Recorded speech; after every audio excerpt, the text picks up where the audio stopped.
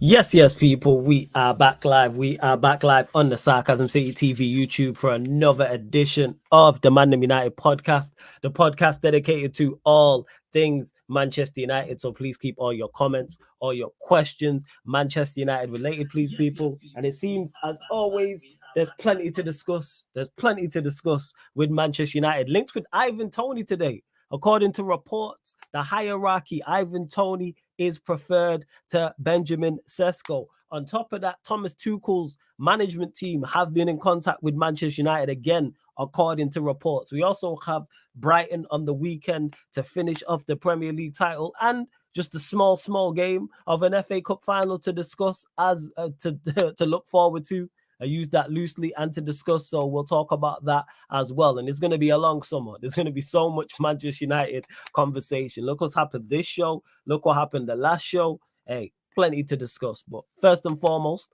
make sure you run up the likes. Hit the like button on the video. So important you do that, whether you're watching this live right now or watching this back. Big up to all the audio listeners as well. But hit the like button on the video. Please make sure you share this across all of the socials as well. And that's me, Flawless, at Sarcasm City TV. And just as important, make sure you subscribe to the channel, Sarcasm City TV. It is road to 12K. We are approaching 11.5. So we're almost under halfway there to 12K, and there will be an 11K party. Going to bring my Don in the building, though, from the best coast, which is the West Coast. My guy, Eddie, is in the cut. Yes, Eddie, what are you saying, fam?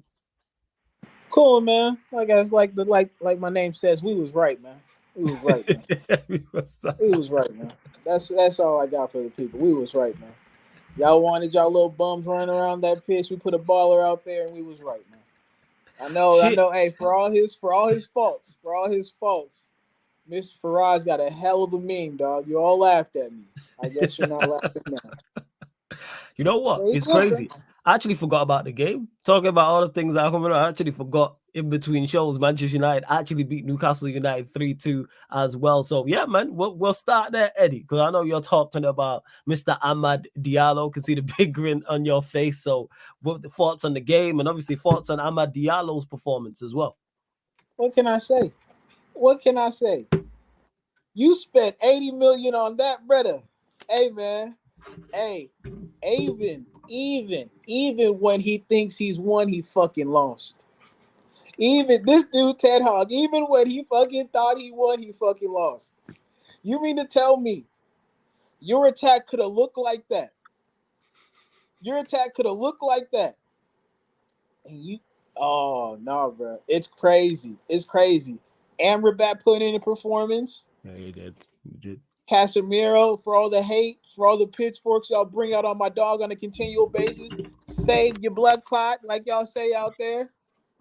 Little goal line clearance with the like you know how you like that's all I did. Little that's it. That was all it was. Nothing too abnormal for my guy. Yeah, I mean Diallo paid Diallo standard football. Yeah, not brilliant. It was good. It was good. Some moments that you make you like, it was good. And the coldest part was, the best part about it was, it allowed me to forget sometimes that Bruno was out there. Now he'll get his, his deflected assist or whatever the hell he came out with. Who cares? But a game where I don't even know Bruno is playing is a very good game for us. Because he's not making that many mistakes. He's doing the simple things. I think that's what a lot of people talk about with Bruno is when he does the simple things, if he can ever do the simple things, it usually works out well. Yeah, that is true. True. And so, they trying to throw a lifesaver to my boy Rasmus because he got a goal. But shit, the goalie made that goal more than he did. That's what Dubravka, hey man, he still had on his practice kit underneath that goalkeeper kit. I swear to God, he still probably got the Man United undergarments because Newcastle is a little tight over there. So let me use what fits, right? All in all, same problems. Don't let my shit talking fool you people. Same problems, right? But we got a dub. Bro. We got a dub. That's it. Had Steve. Hey, brother Steve. Woosah. Yeah. Brother Steve It was was tough. stressed, yo. Steve was stressed on that I ain't watch never along. been there. I can't remember the last sporting event that made me go off like that. And this was fucking Manchester United versus Newcastle on a Wednesday. On a Wednesday, could you imagine this? Bro, they've been a cup final. We don't have to pray for that man. I think he out here, healthcare kind of crazy out here. I don't know if you want to be doing all that, but Woosah, brother, Woosah, it'll be all right. You tough, right? It Yeah, what is you tough. move, Yeah, people. That's Eddie's thoughts on the Newcastle United game, saying don't be fooled by his shit Don't be talking. fooled. Don't be Yeah, fooled. I'm gonna give my thoughts on the game in a second. I see all of you lot in the chat. Big up. And yeah, gaming for life. You right. You always here all the time. So I just made you a mod. You are Real 110%. one. So he Shout says, out big up, Gaming for flawless. Life, man. I should be a mod on this channel. I'm here every day. I just modded you because you are a member as well. Big up to Stephanie G. And we will get into the Ivan Toney conversation as well. Big up to Warrior J, Goat Mud says up flawless. The content doesn't stop at Sarcasm City during the Euros. Big up. Yes, people. Actually thinking about that earlier. And once I've put it together fully, what we'll be doing during the Euros, I'll let you lot know on here. I'll put it out on the socials as well. Big up Nephew in the chat says big up Unk and all of the panel. Big up to my guy Don C in the chat as well. In regards to the game, yeah, I can only really echo what Eddie said in regards to when he mentioned Diallo and when you mentioned Amrabat as well. These players have been here. That is the thing. These players have been here. That's why I don't hear about injuries. Forget the result against Newcastle and winning. That's all well and good. Look at the performance. And I made that point about the Arsenal game. Yes, we lost the game, but how come we didn't look so defensively bad? How come it wasn't a question of Arsenal should have had 5, 6, or 7? And we're playing against Arsenal and Newcastle, and not only two of the better teams in the Premier League, they're two of the best attacking teams in the Premier League. I think Arsenal have scored the second most amount of goals in the league, and Newcastle the fourth. So we've gone up against the two of the better attacking sides, and all of a sudden we look so much more defensively solid. And that is with Casemiro at centre back. Whoever will say, "Oh, terrible centre back," and no, because he had protection in front. Because you know what Amrabat is? An actual 6. He actually knows how to play the role. And then when you tie that in with him just applying himself, all of a sudden you put Maino next to him, we have somewhat of a functioning and somewhat of a balanced midfield. And the crazy part is the last time we seen those two together was away at Anfield when we played Liverpool. And what did we look like that day? Yeah, going forward he wasn't good, but what did we look like from a defensive standpoint? There was structure. Word to Nuruddin, there was legit structure. We were a functioning outfit. That's why I don't hear the excuse about injuries, because that's no excuse not to be a solid unit. Now, if the unit doesn't perform to a certain level and the level drops off, thoroughly hear that. Because if you remove the better players, of course, the system is not going to function as well. But the system shouldn't disappear. There should be some form of resistance. And we've shown that against Newcastle. Even though Newcastle had their chances, and Eddie mentioned Casemiro clearing it off the line, we looked better. And all Amrabat did is, again, word to Eddie was, he's a tryhard. He has defensive nous and he'll apply himself. That's all I asked for. Is he limited? Yes. But even the shot that he blocked from Isak when he was bearing down on goal, he had no right to block that. You know why he blocked that? That wasn't skill. That's just straight effort. That's just a straight, I want to block this. One thing about Amrabat is fully will apply himself, fully will throw himself into tackles, will attempt to do the right things, whether like Jez and me and Jez was joking on the watch along. All that was missing was the fist pump. It was a 50-50 tackle, I think, in the second half, and he crashed into someone. That's all I asked for. Hey, don't pull out tackles. You know what I'm saying? Close down people. Be a nuisance. And that's one thing Amrabat is a nuisance to the opposition. And then you add in Maino next to him, who's more quality on the ball and is better going forward, and he has the license to go forward because Amrabat's there. Now you have a balanced people in the midfield. Then you have a better platform for a Diallo to excel. And Diallo balled out. And again, Diallo should have been given the opportunity.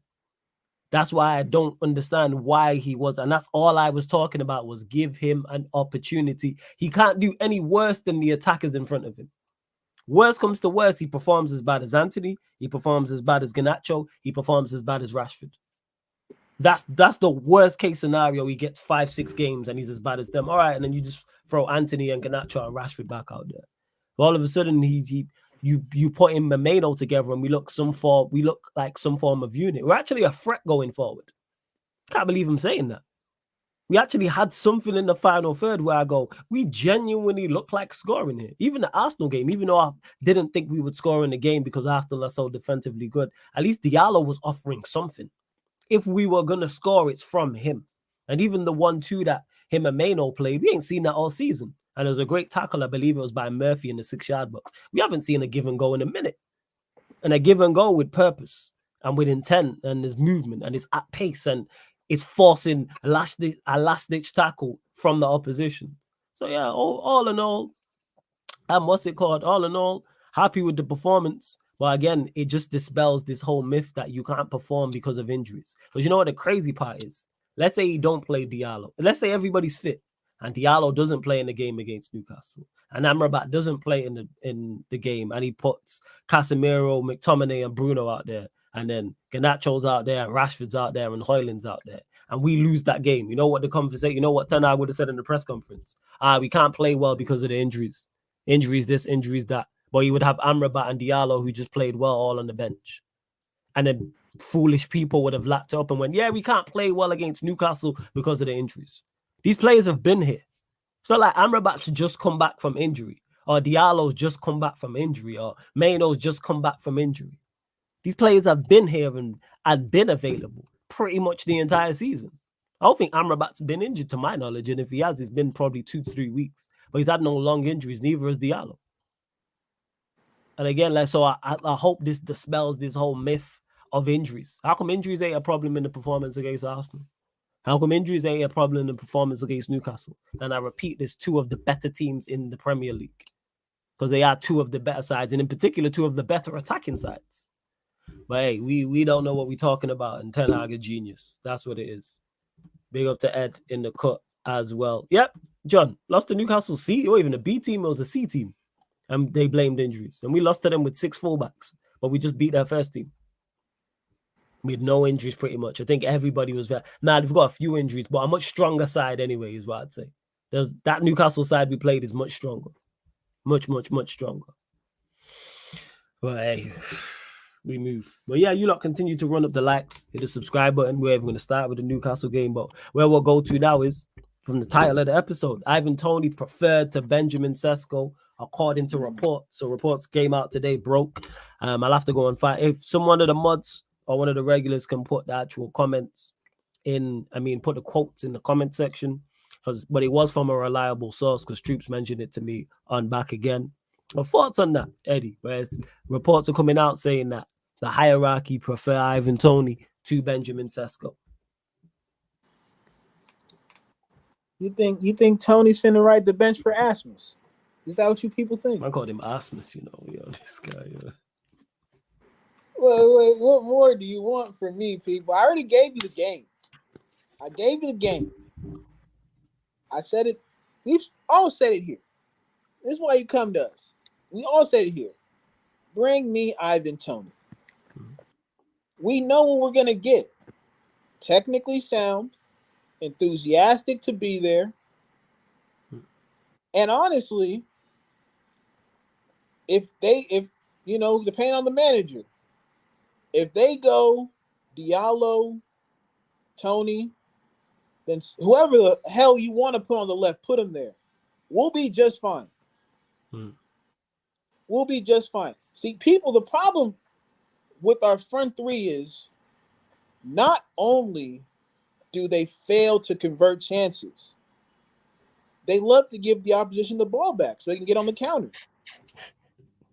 How many times have we seen it from Garnacho? Yeah, how many times have we seen it from Rashford?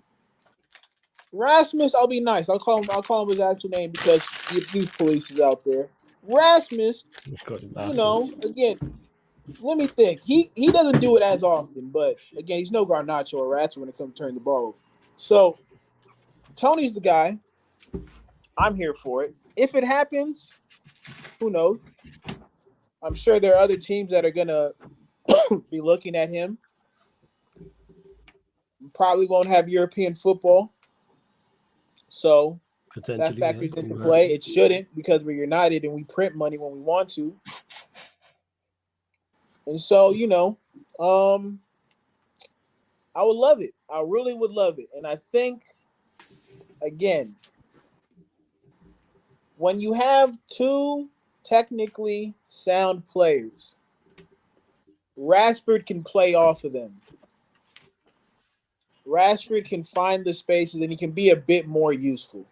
I'm not saying he's going to get back to his form of last season because I think we all know his form last season was a bit of what he does on this roller coaster ride thing of his career. Yeah. But I've seen him when he plays with Martial. Sancho to somewhat of an extent as well. When he is somebody who you can check the environment of the dressing room and kind of gauge it from there. When he's on it, it's because everybody's locked in. When he's off it, you know there's some bullshit going on. Yeah. That's just what I've noticed. Like anytime there's like a new manager bounce, shows up the right way, converts chances. Yeah. When shit gets tough, everybody's in disarray, you see the worst of them. True. And so, yeah, bring Toney in and, I'd be glad to have him. Yeah, with me, I've waxed lyrical many a time about Ivan Toney. Anyone who's watched me for any significant amount of time, I think he's a quality striker. I think he is top quality. I think he is the real deal. You talk about him just from an individual standpoint. Technically, he has it as a striker. From a technical, like the first touch is there, the finishing is there, left foot, right foot there, aerially very good. From physical standpoint, has pace, has pace, has acceleration, has top speed, has agility, has lovely balance. That adds into him his ability to hold the ball up. Also, from a team perspective, can play up front by himself. We've seen him play up front in the two for Brentford as well, because Thomas Frank sometimes does that. He's a great foil for others.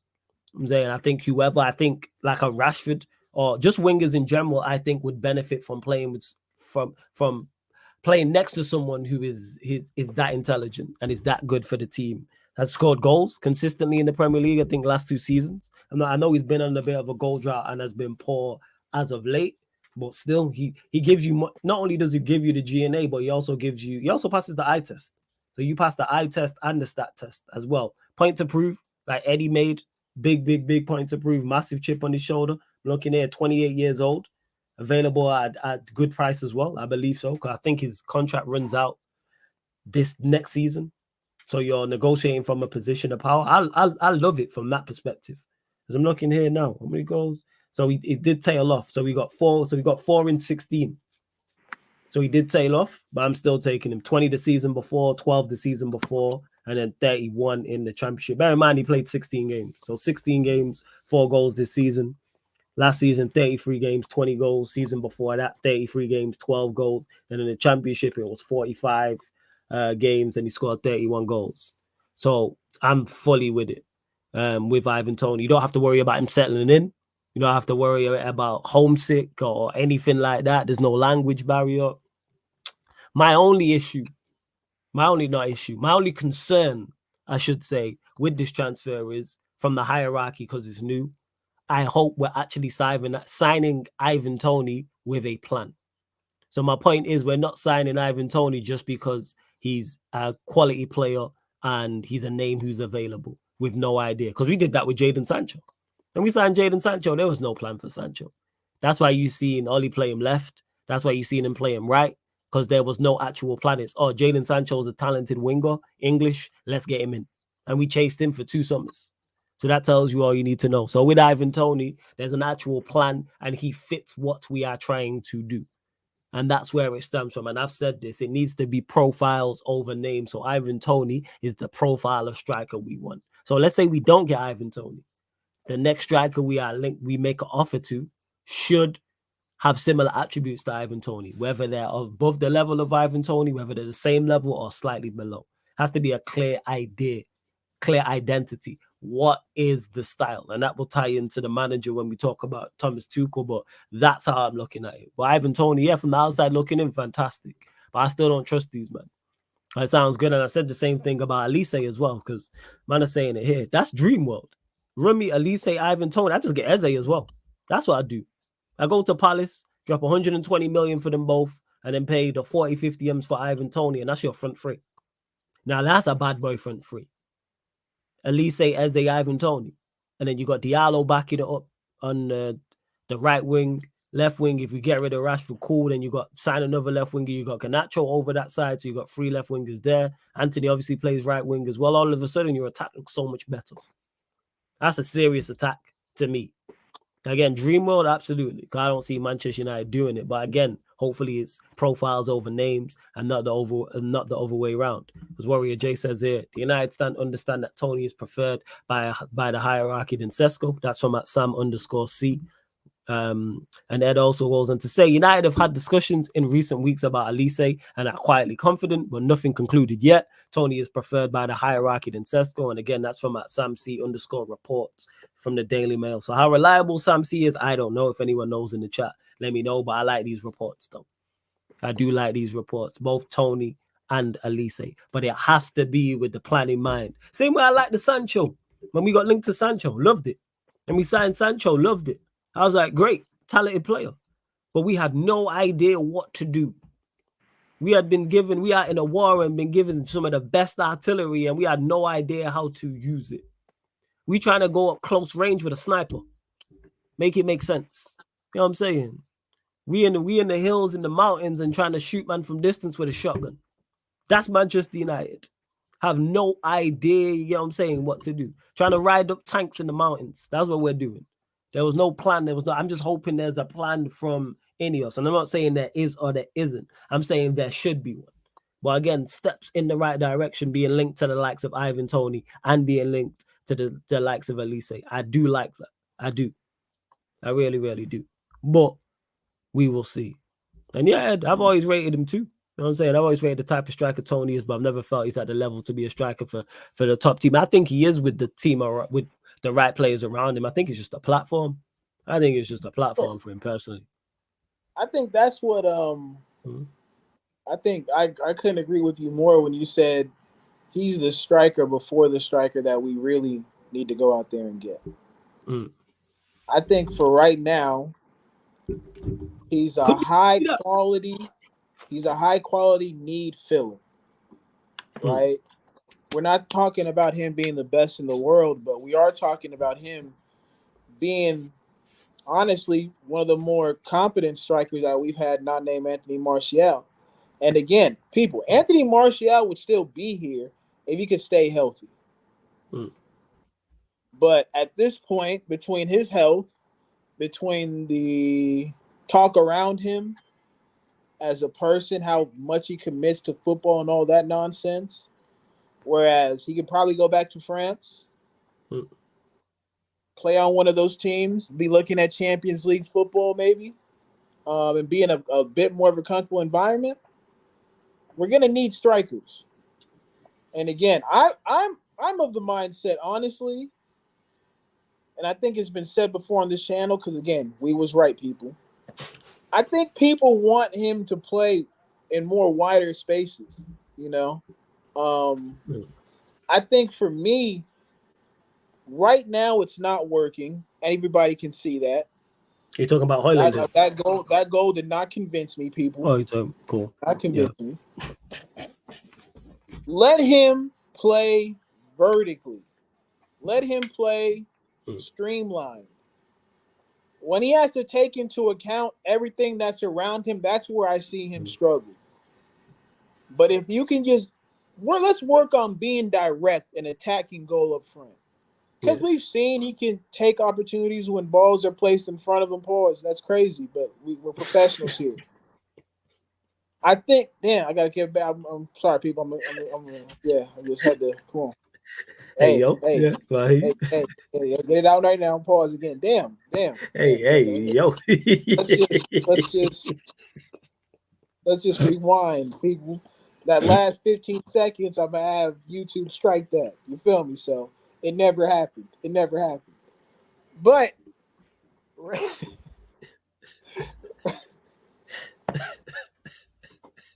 You made it worse. I ain't even gonna say that. I was just not. I was just not even gonna say anything. I just let the conversation carry on. I was just gonna let you carry on talking. That's where I was at. That was that. It was crazy. Okay, let me get Woosah. Yeah. But play Rasmus somewhere else. Let him see the game a different way and hopefully he can find some success there. But as a striker, not right now. Ivan Toney pulls up. Hey, we can at least play something of competent football with him in there. So that's it. We move. And let's say that if it's a stopgap for a couple of years while we will be rebuild, that I can get behind. But him being the number one to lead us back to big titles long term, I wouldn't want that. Here the thing is, I think he is good enough, Ed. I just don't think he's been given a platform yet. That's where I'm at with it. Again, if he's not, cool. We still need to invest in that area. Even if we were to sign an Ivan Toney, Manchester United still need to invest in that area because it's not enough. Let's say Højlund he's 28. Let's say Højlund stays a striker. Yeah, he's 28. Ivan Toney and Højlund is not enough in terms of quantity and not enough in terms of quality. We need to sign 2 strikers this summer. It has to be Ivan Toney and whoever else. Whether we want to go the more experienced route, so slightly older than Ivan Toney, or you want to go someone who's younger than Højlund. Or you want to go say, you know what, Højlund, you'll be number 3 in terms of centre forward. You might get shifted out wide from time to time. Let's go and get back up to Ivan Toney. Cool. If we go get someone who's 22, 23. So, for instance, why not Benjamin? Why not Sesko? For example, I actually don't know. Let me actually check Benjamin Sesko's age. I got it. Don't even worry about Sesko. There's one man for the job. Go on. Who is it? Sesko, 20 years old. Bring back Weghorst. Bring back Weghorst. Boom. Bring back Weghorst. I figured out all the issues. I just want to see some of these people suffer again. I just want to see you suffer again because you deserve it. Yeah, because what you people have done to Casemiro, I'm wishing Weghorst upon you. Yeah. The way you spoke on Casemiro, I'm wishing Weghorst on all you people. That's what we're doing. That's it. So it has to be like Sesko. I don't know a lot about in regards to playing style, but my point is that making people there needs to be another striker like that's similar to Ivan Toney. Why do you need 2 strikers when you're not in Europe? You still need 3 because you have to plan in advance. Neil Gunner. What better way than that young striker to get acclimatized to the Premier League, get acclimatized to the country. And let him settle in under less pressure without Europe. Go get 3 strikers. I mean, go and get 2 strikers so we have 3 strikers. Again, competition for places. You don't want Ivan Toney here and he's got no competition. No, Ivan Toney and such. Go get someone who's 21, 22. Let him fight out. So, 3 strikers with Europe. Because you know what happens? Say Ivan Toney gets injured. Then we're left with just Højlund. We're back to where we are at now is where we will be if that happens. You should always plan, and I always think worst case scenario. Worst case scenario is we sign Ivan Toney, it's Ivan Toney and Højlund, then Ivan Toney gets injured. And we're literally in the situation we're in now, where we're relying on Højlund. No. Have 3 strikers. At least if Ivan Toney gets injured, then you have 2 others. Or if Højlund gets injured, you have 2 others. Or if the new striker gets injured, you have 2 strikers right there. That's what it should be. Hey, big up gaming as well. I see you. But that's how I look at it. Wouldn't you prefer to build in other places like midfield? We can build everywhere. Oh, yeah. That's another thing. Manchester United, not only can we build anywhere, we must build everywhere. Because everywhere we're short. Everywhere we're short in terms of quantity.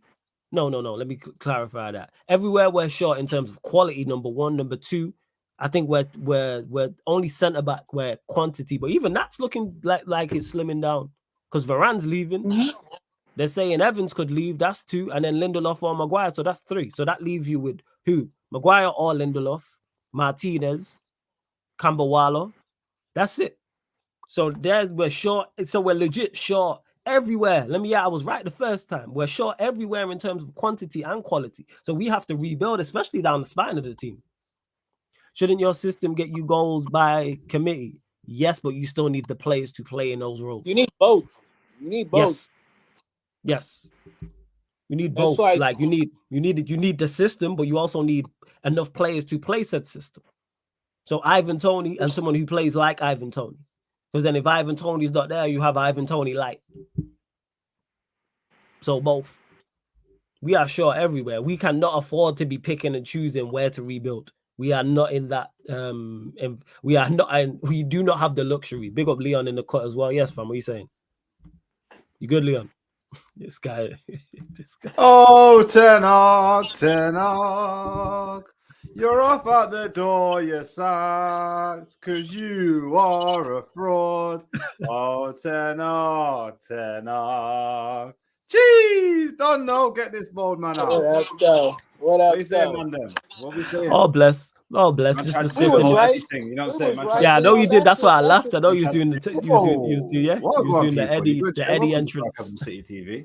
But yeah, man, big up man in the chat as well. But yeah, no, I'm blessed, man. I'm blessed. It's Friday. It's Friday. Do you know what I mean? But I'm just here, man.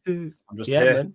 Making Love, my stay comeback in some football later. Got 5 aside. You know what I mean? A bit later. Oh, is it? You doing playing Yeah, five man. aside? Love that, I man. play- You know what I'm saying? Obviously, I'm repping Jamaica with all the all my Muslim Donnies and that out there, all my Pakistanis out there and that. But yeah, man, I was just there in it. So it's Friday night football, Love and that. then I think I'll be on sides later. But how are you, man? Oh, bless, man. You already know, fam, man. Cool, Oh, bless. We Just was here right. discussing it. We was right. We was right. That's the lingo today. We was right. That's it. We told you put Diallo out there. What happened? That's your problem, Ten Hag. You hard-headed. That's your problem. We tried to tell you. We tried to save your job. But hey, we move, man. We move. Let him drown. We tried Let to him talk drown. with common sense. That's what we tried to do. Do you know what I mean? This guy crazy, man. This guy. Do you know what I mean? I don't. What do you call it? This guy wilding. That's what you don't say. Wilding. There it is. They're wilding. You got it. You got. I'm telling you, You know what I mean? You Ten Hag wilding, bro. needs. It's I don't just even so know, bad. man. It's bad, man. I Ten told. Hag I said needs- even when he wins, he loses. Yeah. Even when he wins, he loses, bro. That's true. Have you seen that Paddy Power advert where the guy's selling holidays and that for Man United fans? No, I've not seen that. Let me put it in the chat now. Yeah. I don't know if you can put it up because of copyright and that. Yeah, but when you think, that is absolutely hilarious. And Ten Hag needs that holiday where it's like Lone Island, one-way flight, sayonara. Do you know what I'm saying? Let me put this in the chat for you. Before it's on it, Leon, Diallo's performance first and foremost. Oh, Ahmad Diallo. Nah. Yeah, Ahmad. Listen, nothing is gonna amaze me with Ahmad because he's a baller. I spoke about our ManDem talk yesterday. Yeah, the way he strikes a ball tells you everything you need to know about the quality of his play. Yeah, the way he carries it, the way he builds up play, the way he played in tight channels, the way he worked that first goal in that. Yeah, it was the first goal, wasn't it? That he worked it in that. Yeah, it was the first goal flawless, right? Mm-hmm. Yeah. Because Maino then scored. Yeah. I need that clarification because obviously, man, don't watch the games that much anymore. If I got things to do, I don't. You know what I mean? I don't refer to that shit anymore. Yeah. Quality is just what we know, innit? Like it's what Ten Hag's allergic to. I've got hay fever. Ten Hag's, you know what I'm saying? You get me? He's just allergic to the whole playing the good people, innit? Like Sancho was here and he was playing.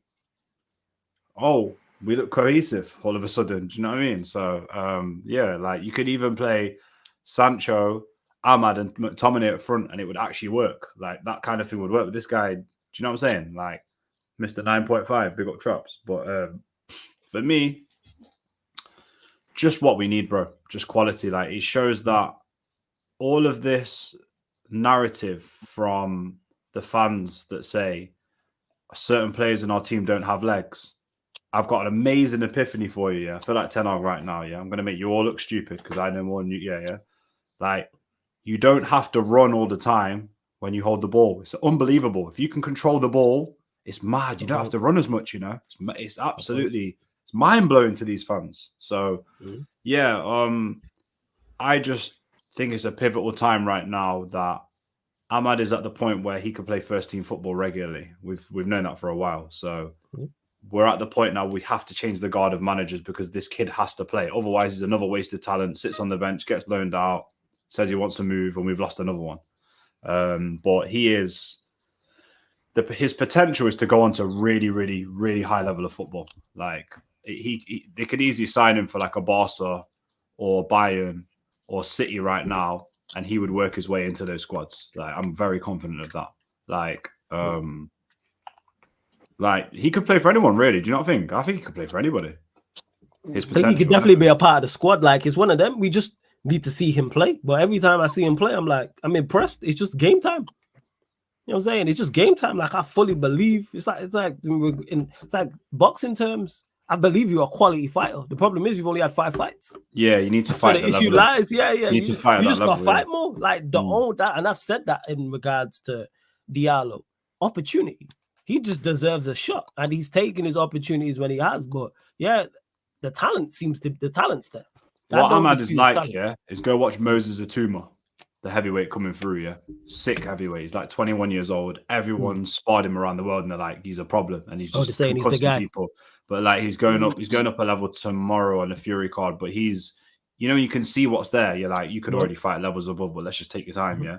He's like that. Because obviously Neil Gunner in the chat, but let's not get carried away. I know what I see. I'm confident in what I see. Am I saying he's a world beater now? No, but I know who's got potential and who's not. Like the same fans that say they think I'm getting carried away and stuff are the same ones that are rating Garnacho a lot of the time. I'm sorry, but he hasn't got a ceiling like that. You can just see from the way he plays the ball. Whether he turns on like flawless, your prediction might be right where you go, look, he's the last winger we bring off the bench. He could be in United squad that wins, stuff like that. He could be. I don't know. That we're going to find out. You know what he should be? Or 5. Ahmad for me is the kind of guy where it's like you're bringing him on. If we buy a quality right winger now, what does Elise play right wing? Or yeah. Elise plays right wing. Let's say Elise. Name a winger in the world that we would like to have that plays on the right. Rodrigo, should we just say? Yeah, you could use Rodrigo as an example. Yeah, I'm cool with Ahmad coming on the bench for Rodrigo. I'm not worried about. Oh my God, there's a massive drop of quality. There is a drop of quality, but at least he can produce. He can produce, and a player that can produce when he's not scoring and not assisting. That's the key part that people need to understand. Like, what is he offering to the team? He gives confidence to guys in the team. I said it on ManDem Talk yesterday, yeah? If Amrabat's behind him and Eriksen's in the 10 next to him, yeah? They would raise their game playing with Diallo because they would have that confidence to be like, actually, when I give him the ball, he's going to do something good with it because there's nothing worse than when you're in a squad, giving it to people and you're like, I'm not sure what's going to happen when I give him the ball. Like, imagine playing with a Bruno and you're playing in the 6 role and you're like, I could be running back in a minute. I could be. Yeah. Do you know what I mean? So facts. Yeah, I think Ahmad needs to get his minutes, but Ten Hag's a cheeky bastard, really. Excuse my French, but he is because he's like, yeah, we need a win in an FA Cup game to get through, or we need to play now, brother. Yeah, idiot. Do you know what I mean? Like you've not played him the whole season. You haven't played him the whole season, bro. So it's a crime. Yeah. What are the stats? 35, 37 games. Is that right? Have I got it right? And he's played 2 or 1. Yeah, but you actually check Diallo's numbers. I want to check now. It's something mad, like 30 plus games, and he's had 2 starts. Sorry, he didn't start in the FA Cup. He's had 1 start. Is it just a 1 start? Yeah, because he came off the bench against Liverpool. Nasty work, man. Nasty brother, man. Came off the bench. Come looking here, 21. He's going to be 22 in July. That's what we say in the UK, Eddie. Nasty, but we say N-A-R-S-T-Y. Yeah, he's played. Nasty. Yeah, he's played. He's played. Yeah. That's what Ten Hag is, a nasty brother, man. He's played 8 league games. Yeah, he really is, bro.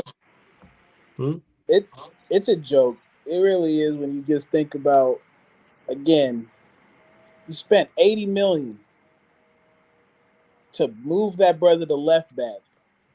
You had him there the entire time. You have Sancho there the entire time.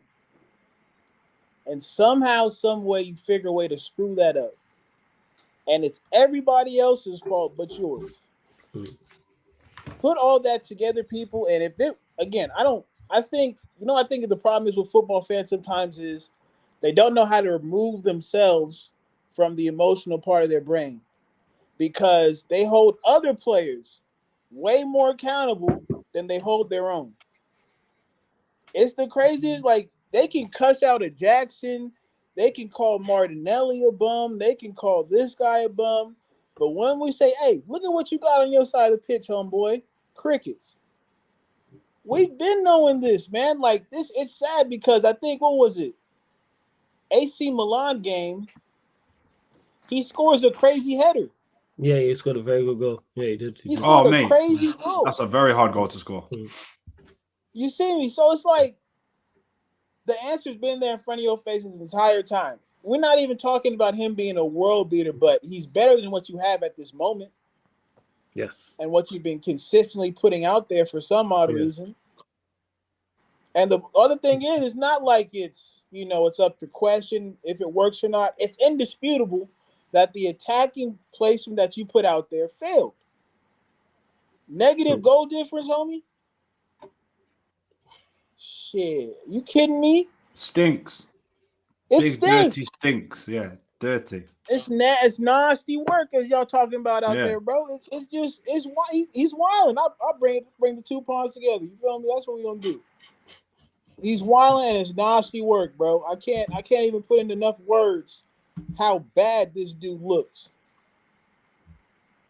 So, I that's all I got for the mod thing because I can speak on it all day, and I can start. I can start the whole little meet the Ten Hag situation where I'm just cussing out every single one of his tactics, one of the pillars of his tactics, bro. But it's for what? We've been doing that shit for like how many weeks now? Yeah. I'm good. Months. Yeah, even weeks, months. That's how long we've been doing it. Months. It is crazy. And yeah, just remember that. I still remember United fans trying to claim he must be training bad too. Give him a game. That was my whole standpoint on it. Give him a game. Give him the opportunity to fail. And then if he fails, you go, all right, cool. You just revert back to the other players. That's how it should run. Yeah. And we've seen he's performed well. I ain't gonna lie, he's even surprised me. I thought he was a good player, but I didn't expect this impact. I didn't expect this level of impact. That's what I should say. I expected him to have impact because he's better than what we've got. But I didn't expect him to have this level where it's like, oh, geez, like, I get it. Like, you're a bright spark. Like, you're at the point now in these past few games, past couple of games where you get the ball. And I'm actually enjoying what I'm seeing. Yeah. I actually have some level of expectation you're going to create something. You're going to score a goal. You're going to assist. There's that level of where it's like, get the ball in the final third. You can do something. Yeah, go. Yeah, don't get it twisted. You're right to be a little bit skeptical about whether he can produce and stuff. But for me, I just know what I see when I see a player play the game. And obviously, right now, we are at a very, very low standard of football. So you might say the evolved United in the next few years, if we get there, he might be a bench or squad player. You might find that if we get the quality. But I'm not that surprised because we can't underestimate the Championship and certain players. I feel like he did get player of the season over there, and that does count for something because that's a very, very, very hard league to play in just because of the amount of games and how physical it is. And this is what does ManDem as well for us. So people are like, oh, they're not big enough and stuff. Are you that dumb? Like football, like some of the greatest footballers have ever graced the pitch, yeah, are not tall and are not built. Come on, man. Like you all rate Messi, but then you want to talk about Ahmad's not. It doesn't make any sense. Maradona, like Zola, it's stupidity. But the thing now is it's creating a proper system whereby even if we want to play, I hate the word now as well. I don't want to use it no more. Transition. I don't even like the word, man. That guy's ruined it for me. Stinks. Do you know what I mean? Ten Hag. Just certain words I don't want to use in it. These gay buzzwords. I thought he was going to say fan. You know what I'm saying? I got to say supporter now because of Kendrick. If you want to play, do you know what I mean? So facts. I got to say supporter now. Yeah, you know we need to do an Ahmad edit to like that to the Kendrick team. Not like us. Not like somebody's us. probably, you know what? It's probably out there. It's probably been done. So you know what the coldest part was for me with him? Like you spoke on it, Leon. Like you know what you see. Yeah. There was just moments in the game where it's not that he was scoring, but it was just the way that he was taking care of the ball while he had it. That had me like the way sign he of a could good just player. Exactly. Like when you can operate with the ball at your feet in tight spaces, that's not easy. Especially at the speed you're moving with it at, it's not easy. And so the 1-2s that you're talking about, just like I think even he had a chance because he was in the box and he kind of had a chance and he I don't know if they blocked it or what, but him just maneuvering in that type of a space with the ball, it was breathtaking, bro. I'm telling you, like that's the type of football that high IQ players are able to play. And if you surround high IQ players with some tryhards, they can do the dirty work. Those guys can just play football. It's a formula as old as time. Like I get people don't really care for Holland and all that, but listen, he has a system that allows the technical players to be technical and for him just to be a monster and go score goals. So there's that balance because we're dealing with the best athletes in the world, you know, But at the same time, there's still a fundamental aspect of this game that you cannot ignore. Exactly. Or else you set yourself up to fail. From a structure, the only bad part about it yesterday was the structure, if I'm being honest. So bad. We were still easy to play through, but players like Ahmad and Amrabat, who are kind of like what I'm talking about, we have your try-hard, you have your technical player. That shit makes all the difference. Here's the thing as well, yeah? We paid 30-odd million for him at a young age. So I know we overpaid for players and stuff. But let's just say that we overpaid by, was it 36 million or something like that? Let's just say we overpaid by 16 million or even 20, yeah? For 16 million pounds for a kid of that age who hadn't played that much football, and he was playing Atalanta first team, if I'm correct. So he was playing at that point. We all know, like, Nah, he didn't play no games really at Atalanta still. He didn't play okay, cool. So let's just say he come through I guess he came through the academy or whatever. Do you know what I mean? Through that way or something like that. He had a little stint there or something, yeah. United scouts are not the worst. They can find good talent. It's just whether we get it. Like they know a bit of talent out there. Do you know what I mean? He's got something. So people, I don't know what people want. I don't really know what I don't think people. I think we live in a world with people who don't think about what they want deeply enough. They don't actually have like a full process breakdown of what they want something to look like, whether it's their life, football, feelings. It's all based on initial. Yes, initial feeling. For me, Ahmad can play in any system that we need. Obviously, possession-based works for him, but he can play a bit on transition as well. He proved it in the Liverpool game. And one thing that I talk about Liverpool game. One thing I talk about as well in the Liverpool game is people go, "Oh yeah, it was a good finish." Yeah. It's like no. Go watch the 2 minutes before then, where the ball got lost and it went back towards like left back. No, it was in the middle of the midfield, it was on the left-hand side of the midfield, quite deep, yeah. And he won the header. He's hungry enough to win the header, to pressure the player. Do you know what I mean? And then that created the build-up over time to the goal, innit? So it's like, I've seen enough of his game overall to know that there's some quality there. And guess what? If it doesn't work out, United people, we still sell him for good money. And I'm confident in that. Do you know what I mean? We still get our money back or a bit more. So I don't know what people want. Like, we are not going to win titles with wingers like Rashford and Garnacho. I'm sorry, guys. We're just not. Because over a 40-game season, you can't play in space every single... We're seeing it. You cannot play against space every single week. You just can't do it. Yeah, that's right. Like, and we're getting found out by managers that just go, don't give them this, like, give them the space to the box, sit back, or create a block at some point in the pitch, and they will struggle, and we're seeing it. So, and another thing as well is, I want players in our squad that can play multiple positions. I think Ahmad can play the left, right, and the 10. I think he can play all of them. Yeah. Even if he's not as effective in the other two, he's still positive contribution to the squad. I never had any qualms with Martial. I always loved Martial because he would contribute to the squad every single time that he plays. He would make players around him play better, even if he's not on his A game. So, I don't know, man. Like, if you want individual brilliance, then we're going to be sat in 8th for the next 10, 20 years. Do you know what I mean? So, may as well, do you know what I'm saying?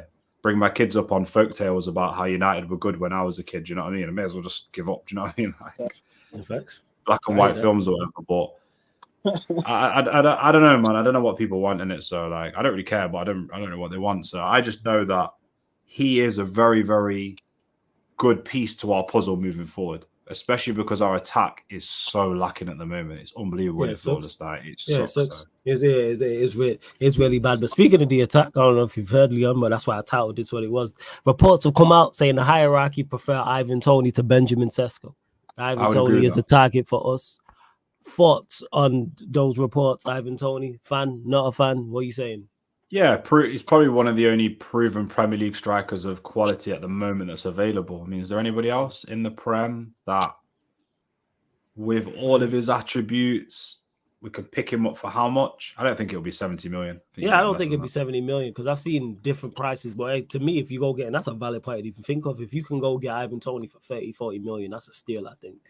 I wouldn't pay 70 million for him. Hasn't he got like 1 year left or his contract? 1 year left of his deal. Yeah, 1 year. I wouldn't pay 70 million for him. I would definitely not pay 70 million for him. I don't think you need to. I think if you I don't know, like I was gonna say if he gets a flight, but he's in Brentford, innit? I don't know, like flight from London to Manchester. Yeah, I think if you book the one-way flight for 10 arc, you know what I mean, to the wilderness, and then you bring Toney in, yeah, good time, good age, like I'm saying to you with the Ahmad thing, yes, a guy that helps the team play better. Even if Toney has a bad season and he goes, he only scores 10 goals. I know if I watch him over a whole season, I'm going to be like, I can see the difference he's made. I can definitely see the difference he's made. The fact that he Y'all can don't hold. got buses out there? Huh? Yeah, we do. Yeah. Yeah, have Ten Hag take the bus, man. Fuck wasting that money for him on a plane ticket, man. Have him take the bus. I'm figuring shit out, man. Yeah, trust me. You know what I mean? He ain't flying, dog. No. We have to because then he can walk back. He can make his way back eventually. I don't know. You know what I mean? Make him sit with the luggage, man. Don't even give him no seat. It depends where's with the luggage, you know. That's crazy. Where's the bus going to? I hear that. And to style out, he says, does Ahmad hold bench again if Elise comes in? No. Yes, and then they compete for places. That's what you want. That's what That's is. it there. And I've said this before, competition for places.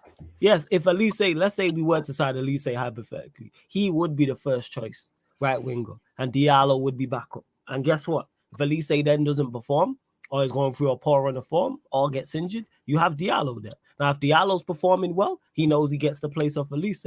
Competition for places. I'm all for that. This is the thing as well. Star-Lord, I'm not going to accuse you of doing this, but some fans do it because I don't know what your view is. You're probably on our similar wavelength. But the fans, and you say this all the time, Flores, the fans that say like, oh, but what about this? Yeah. Have you looked how shit guys. Watch any good squad. There's competition. Any squad.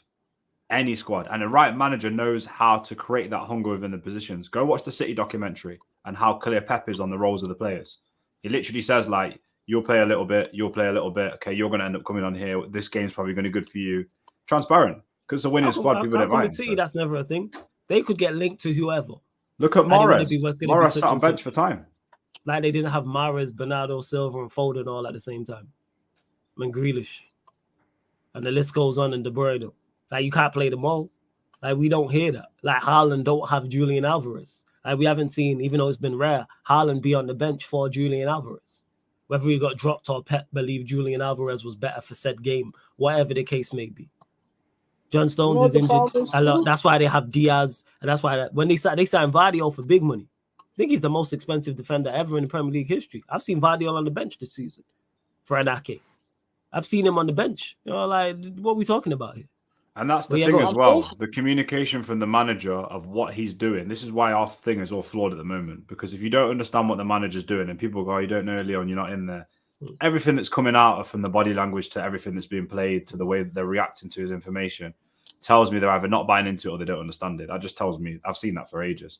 So it's like, if you're clear, you don't have any qualms. Everybody knows their role in it. Like, everybody knows in like team sports and stuff like that. Yeah. Basketball is a prime example.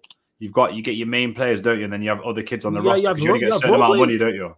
So role players. Yeah, Jess just said it there. Vardio's the most expensive defender in football, and he's held bench. My point is, for us, if you understand your role, you haven't got qualms of it. You're like, you're going to be an important part of this squad.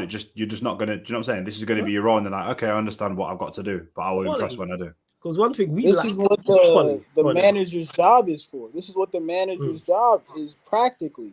Manage the multiple personalities because it's a long season. People fail to. I think it's just because of how United have been setting themselves up for so long that they don't understand how competent teams actually work.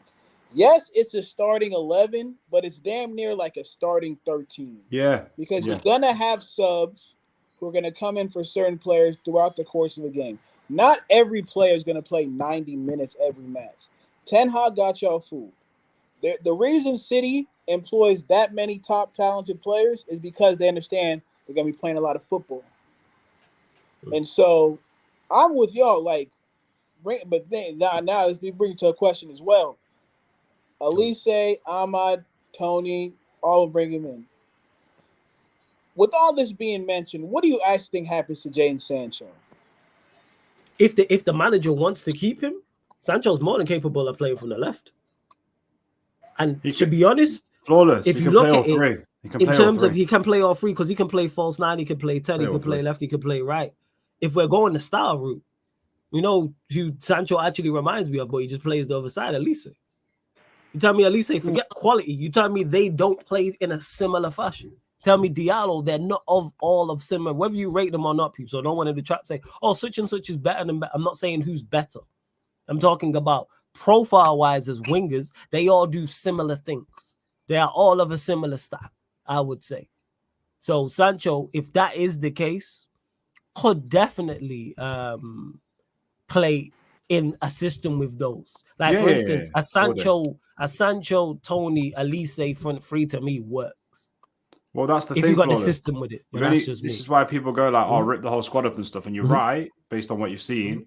But as we rebuild, you only need like two. You only need 3 attackers next season, or even 2 attackers, and everything changes. Because if you play the right players and you play 2 attackers, you probably need. I was going to say a winger and a thingy, but we need a 10 really. Yeah, we need a 10. I was going to say if you do need a 10, but you mentioned it there. Diallo could play 10. If you do sign an Elise, you can have play to do 10. that during a Sancho transition season. You don't get everything. A lot of what we're talking about is based on questions because we don't know the style. We don't know who the manager's going to be. So we can. Some of these players can play multiple styles, though. I believe Sancho and Ahmed. Yeah, I believe. Yeah, definitely. I'm just saying, whatever the style is, has to fit them. Yeah, is what I'm saying.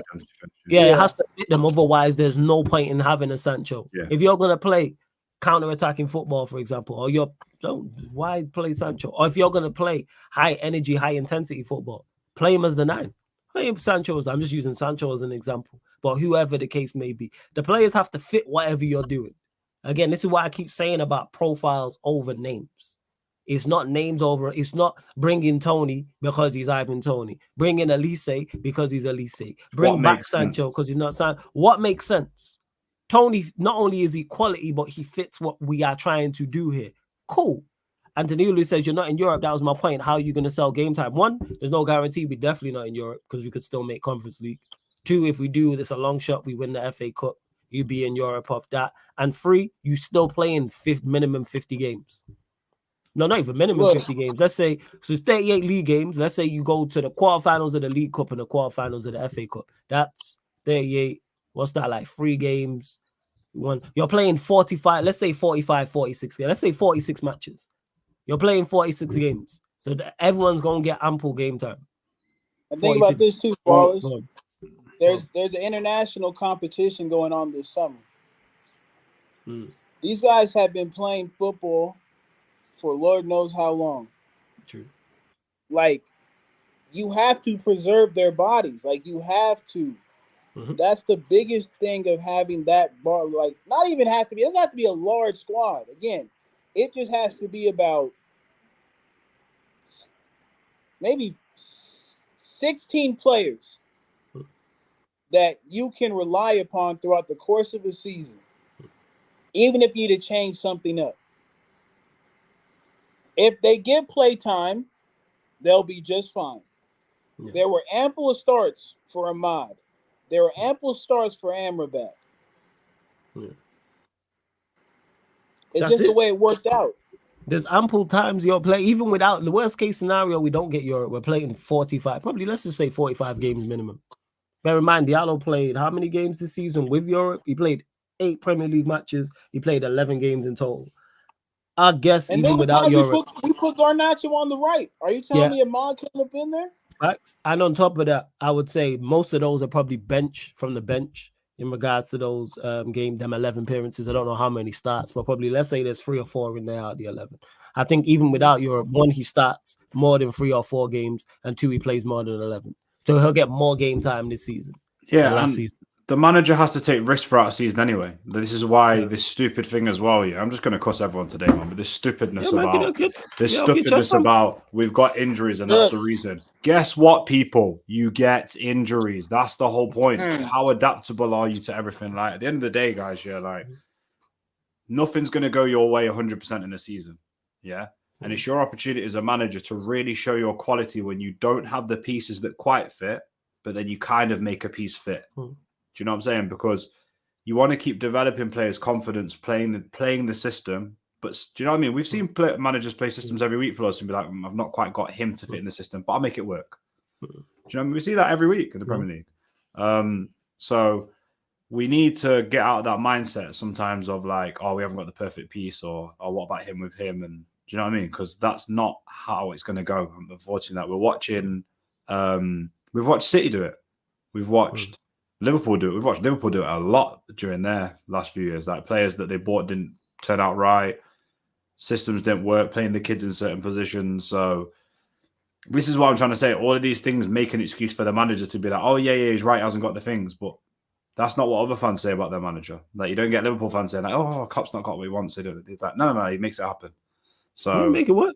Like, without doubt. And to start off, this is good questions as well. It's a good conversation. Before we carry on, make sure you run up the likes, though. Hit the like button on the video, whether you're watching this live right but now or watching this back. Make sure you subscribe to the channel as well. Hit that notification bell when you do Sarcasm City TV, ladies and gentlemen. Starlord says, does Sancho fit the Premier League, though? He's a technical give-and-go player who likes a slow tempo, and Premier League is so pace and power at the moment. I agree with you, Starlord, to an extent. That's why I've said for the longest, if we're going to see the best of Sancho in the Premier League, I think he needs to play central. And ironically, you know what game he could have played as a false nine? The one where we play Newcastle, where it was like Bruno / Scott McTominay sometimes playing as the 9. Ironic, Ten Hag played him there in preseason. I've said this. He's good enough to play as a false 9. He's good enough. Now, the back-to-goal stuff, but then again, you're dropping in. But again, that's where a new manager, like if someone says to me, all right, you're going to have Toney, you're going to have Højlund, and Sancho will also play false 9. Cool. I think that's actually best for Sancho. Play him central. Yeah, go on. I was just going to say back up in it because you're stacking up your positions to be like, because this manager literally goes, I have one piece. Oh, the piece is broken. Or what do I do? And it's like, you know what I'm saying? Like, you don't have one plan in business or in life. That's just a madness. You know what I mean? So,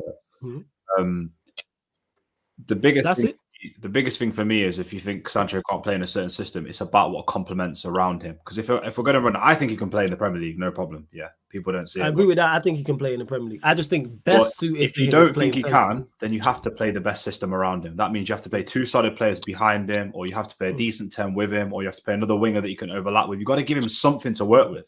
Like Sancho came into the squad at certain times quite cold, played like 2 games, didn't set the world alight, and people are like, oh, shit. It's like, do you understand football? You have to play 10, 15, 20 games sometimes.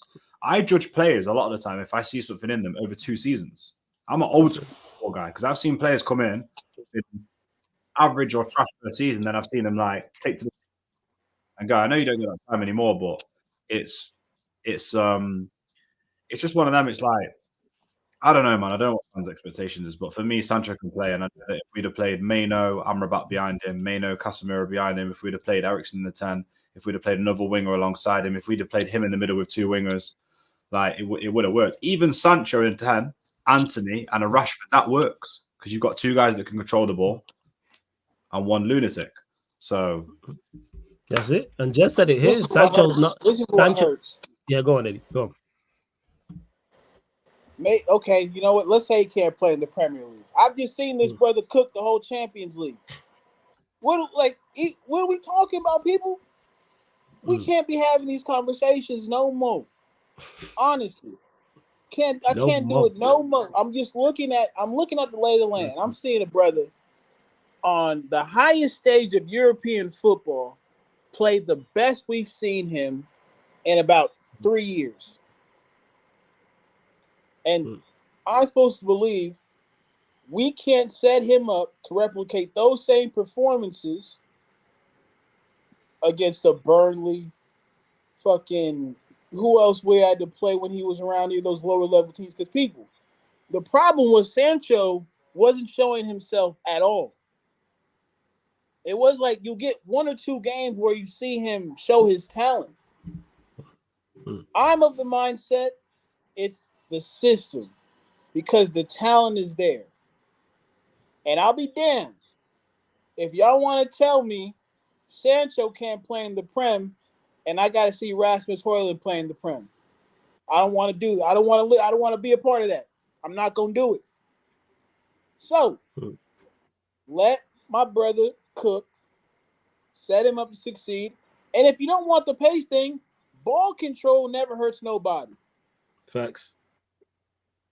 It doesn't have to be the smash and dash football. You know, again, Liverpool plays that. How'd that work out for him? Literally the most successful teams in the world can go on both sides of the map. They can play ball possession based, and then they can play helter-skelter if they need to, but they don't rely on one over the other.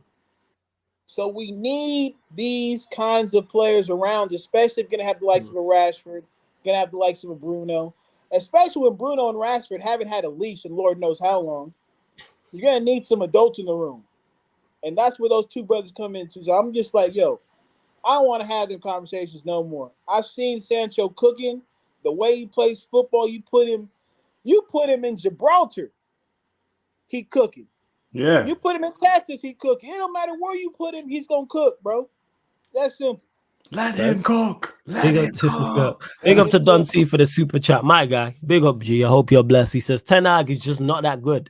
It seems he doesn't know what system he wants to play, and any player you get will have the same issue. Yeah, and let's just clarify, people, because Ten Hag is still in charge, unfortunately. Every time you hear me talk about Manchester United, like in the future, so whether we're talking about Sancho, whether we're talking about Diallo, whether we're talking about Toney, whatever player, I am automatically having that conversation, and whatever my thought process is with him gone. I'm not even, it's not even entering my thought process or my brain that Ten Hag will still be in charge the 2024/25 season.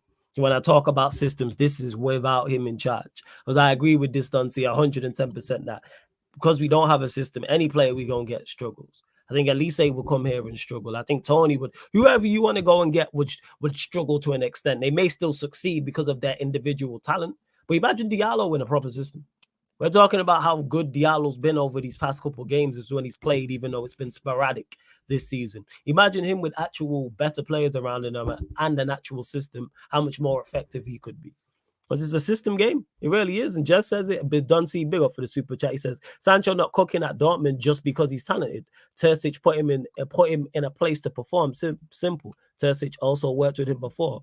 And yeah, that's legit what it is. And Neil Gunnar makes a great point because he says, I'm not saying you shouldn't, but I think in the state, United are going to find it hard to convince players this summer. So I presume you're talking about both, whether it's signing players or any player who don't want to be here. Cool, we keep it stepping.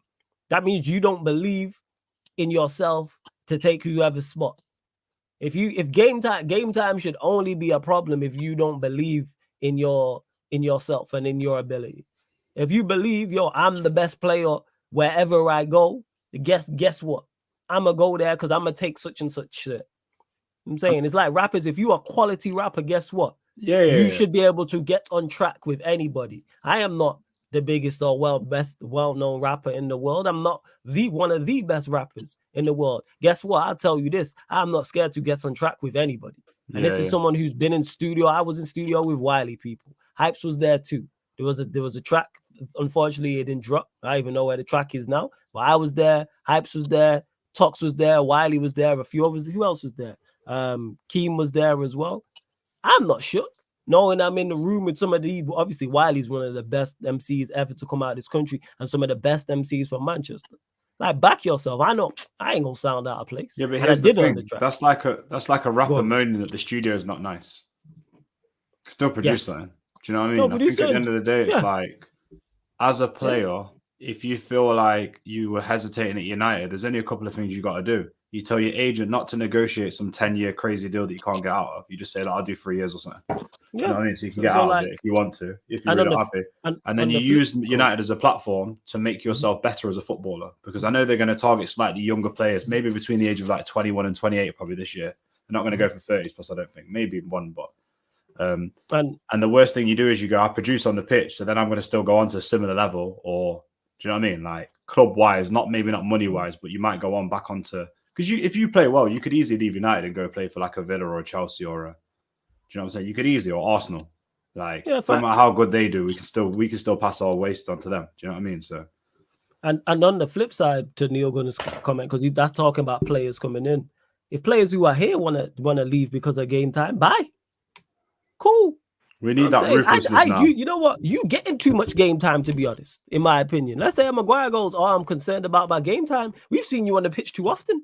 Let a Bruno or Rashford or McTominay or Garnacho or pick a player, insert player's name in player's number here. Like, cool.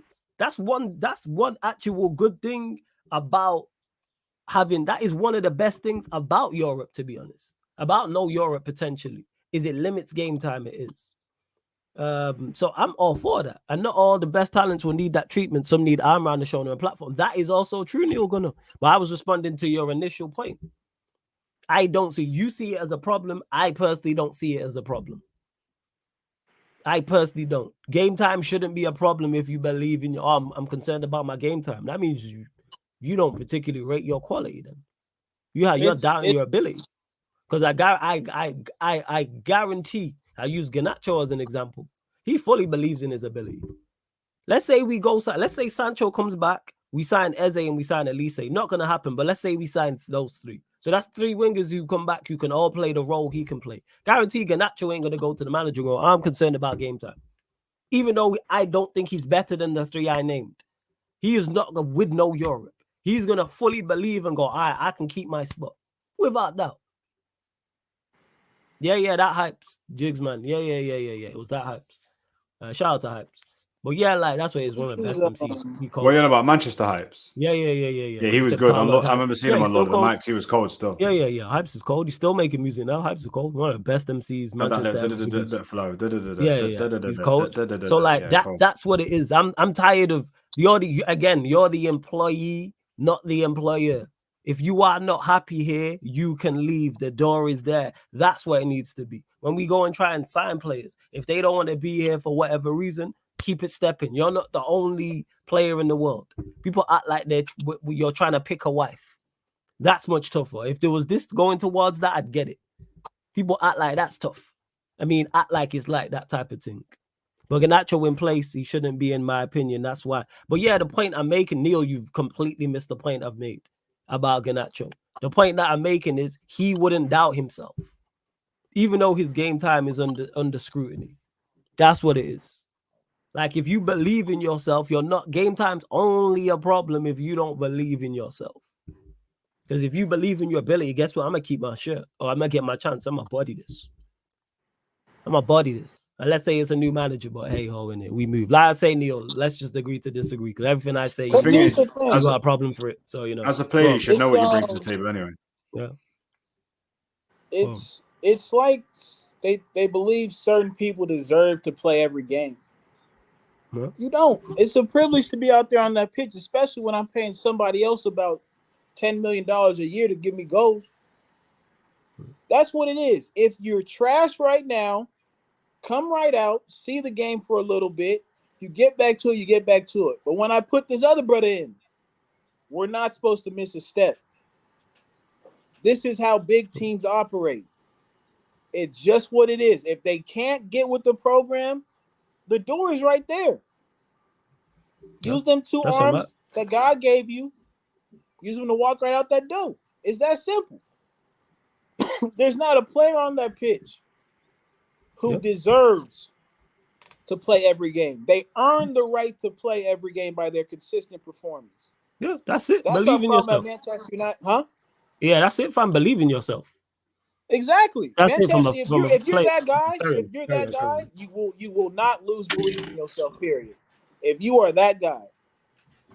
And I think that's the biggest problem that we have at United right now is nobody earns what they have. It's just given to them. It's just given, yeah.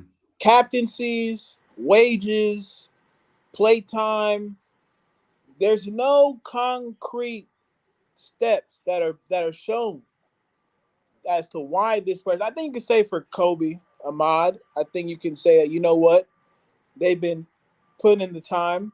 They've been training. So when they got their moment, they were ready because you can tell.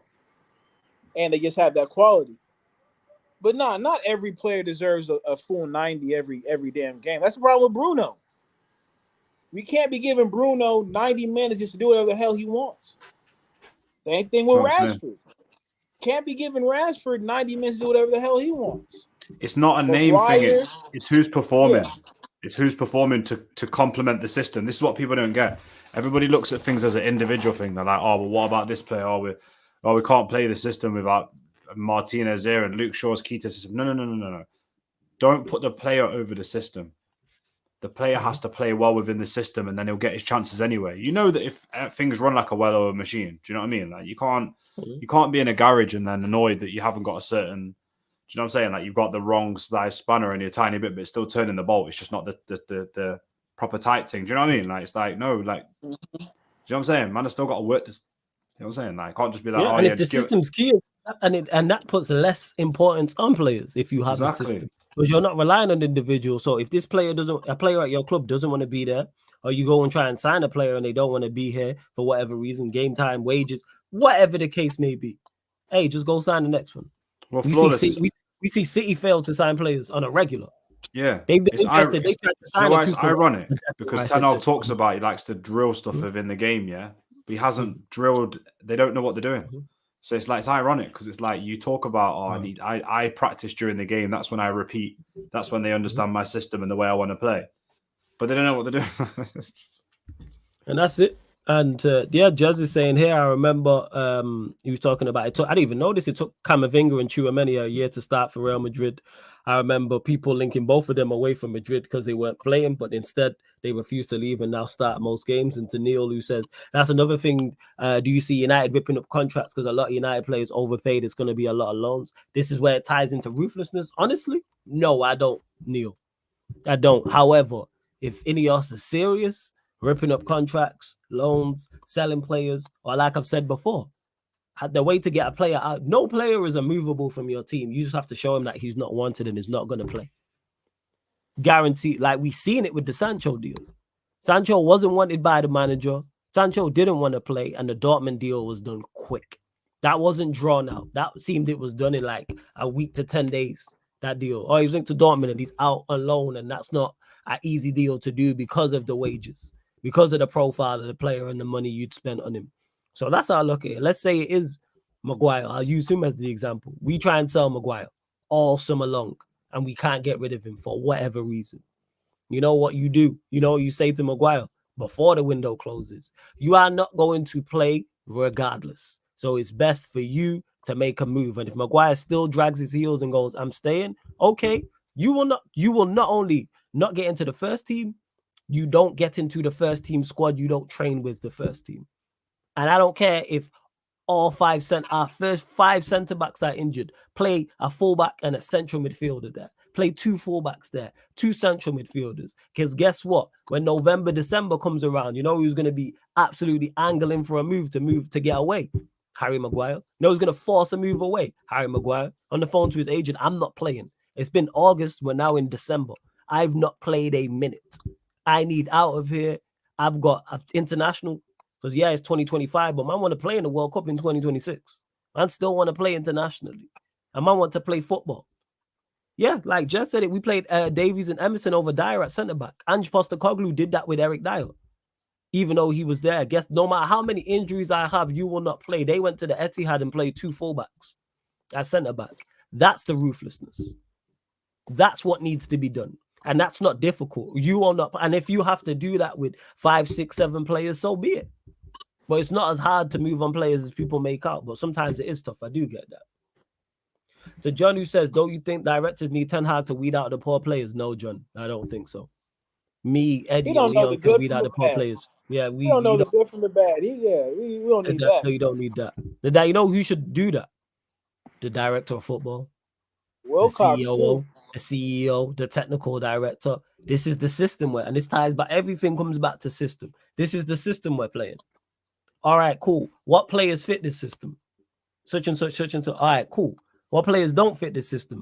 Bye. No more clean slates. Been saying this for the longest. Really have been. But again, will Manchester United be that ruthless? I don't know. I'm saying, word to Saeed, the curtain will be on the wall come the summer. The curtain will be on the wall, and we'll see what's what with Ineos and what's going on. But I like what they're doing. I like the reports. I like players we're being linked with. But again, it's all links. It's all reports. It's nothing concrete yet. But we'll see. We'll see. But that being said, speaking of reports, Thomas Tuchel's management team, according to reports, have been in contact with Manchester United. Talk to us, Leon. I see you there shaking your head, family. Thoughts? Tommy T, man left. Eddie, talk to us. Nah, I'll do it. Oh my God. Man like Tommy T, you know. Man are calling him Tommy T and that. This is crazy. Is Tommy T? So what's the report? His management team have been... These men are rinsing clicks, you know, of course, you know. Rinsing clicks. That's what's happening. Do you know what I mean? Really and truly, though. Is Tuchel an upgrade from Ten Hag? Yeah, of course he is. Is he the manager I think that we need moving forward? Probably not. I don't know, man. I think I don't think his system and the way he plays is that clear. I want it to be clearer. Do you know what I mean? Like if I see the way De Zerbi plays, or I see the way that Amarim plays, or something like that, I can see. I know what they're going to do in it, but I don't know. What do you man think? I don't know. Like he's not. It's a hard one with Tuchel because the fans have made their mind up. A lot of fans are like, nah. But really and truly, any manager can come here and prove themselves because we've seen it of managers of other clubs. It's not worked, then it's worked at other clubs, but. He's got some pedigree. You can't deny his pedigree a little bit. You don't win a Champions League just by fluke. Like you really don't, especially with that Chelsea team. But I'm not really bothered about names for us. I said this to you a while ago. I'm cool to have a manager I've never heard of and players I've never heard of. So, Eddie, what do you reckon? Do you think Tuchel's the guy, or he better take his big ears somewhere else? I'll tell you that much. I ain't trying. Oh man, listen, dog. I can't do it. I can't do it. Just because I'm looking at his track record and everything has to be set up perfectly for him or at a high functioning level for him to be decent. Look at the teams he's managed and you look at the infrastructure that he's been a part of, and they're all pretty tightly run organizations. United is not that. Facts. United is in the midst of trying to form a new identity. I just don't think he has the type of personality to be a part of that. Not a fan of his football. I think, it's boring, it's mundane, and there's nothing that I haven't seen before. And I just haven't seen it be that successful other than that Champions League run that Chelsea had. So, for me, I don't think that's the direction that we should go in. Hopefully, it's more of his team contacting United about the job than United. That's what the reports did say. The reports did say that. Now, if they're just doing their due diligence, because he honestly is a manager who's been at the highest of levels, you go, just check the Carfax type shit. I can get with that, but for him to be, the people that they're the person they're leaning on him the most, like I can't get with that. I can't get with seeing him as our manager. I'm not gonna lie. Yeah, I'm with that. I keep saying it about Tuchel. It sounds great until you actually look into it. Tuchel is phenomenal when you don't read his CV and you just read the cover letter.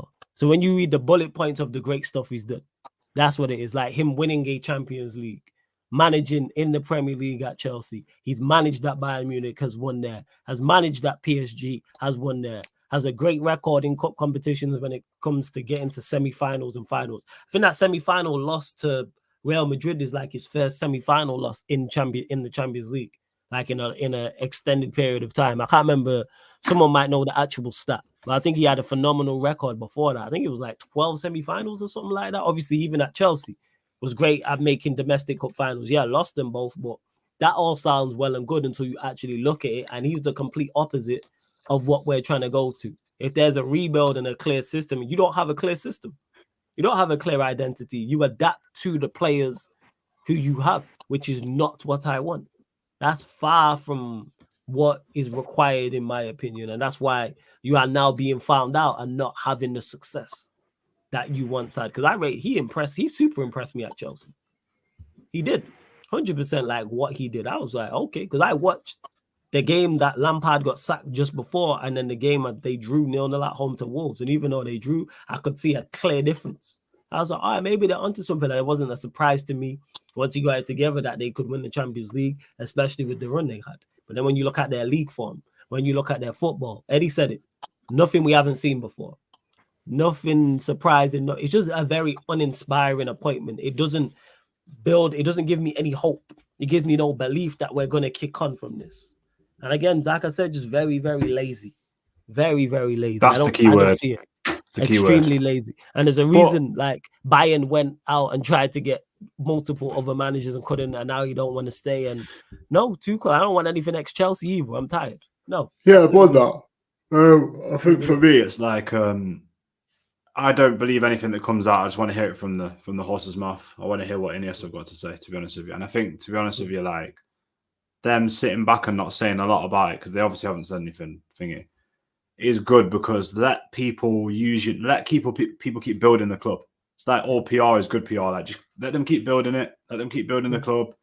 We'll just do what we're doing behind the scenes, and that's what I want to see in it. So I don't know. Tuchel's not. I don't know, man. Like it's another big name of a manager in it. Do you know what I mean? So it's just I don't know. Like I'm not bothered about name. People always go like, oh, if you don't get Zerbi's not good and Tuchel's not good. I'm not really bothered. Like, do they fit what the idea is? Yeah, and also flawless. Just bring someone that can do the basics. Yes. Because like you can go and you can go and say like, oh, I've got a house and I need a new kitchen. The kitchen's a mess, absolute mess, damp everywhere and blah blah blah, and it's just a horrible kitchen and it's the wood's rotting and all that sort of thing. And it's like people are like, oh, but I can't get the kitchen designer that I want. Why don't you just bring in someone to do the basics first? Put some screed down on the floor, undamp things. Do you know what I'm saying? Like get it prepped and ready for when you want the final kitchen to come in. But people are like, oh no, but I wanna watch this guy do screed the floor. He's an artist. It's like, bro, it's just screeding. Do you know what I mean? Just fucking lay the foundation down in it. Like it literally is, isn't it? Do you know what I mean? Like it's mad. It's like saying to somebody like, oh, I want a Michelin star chef.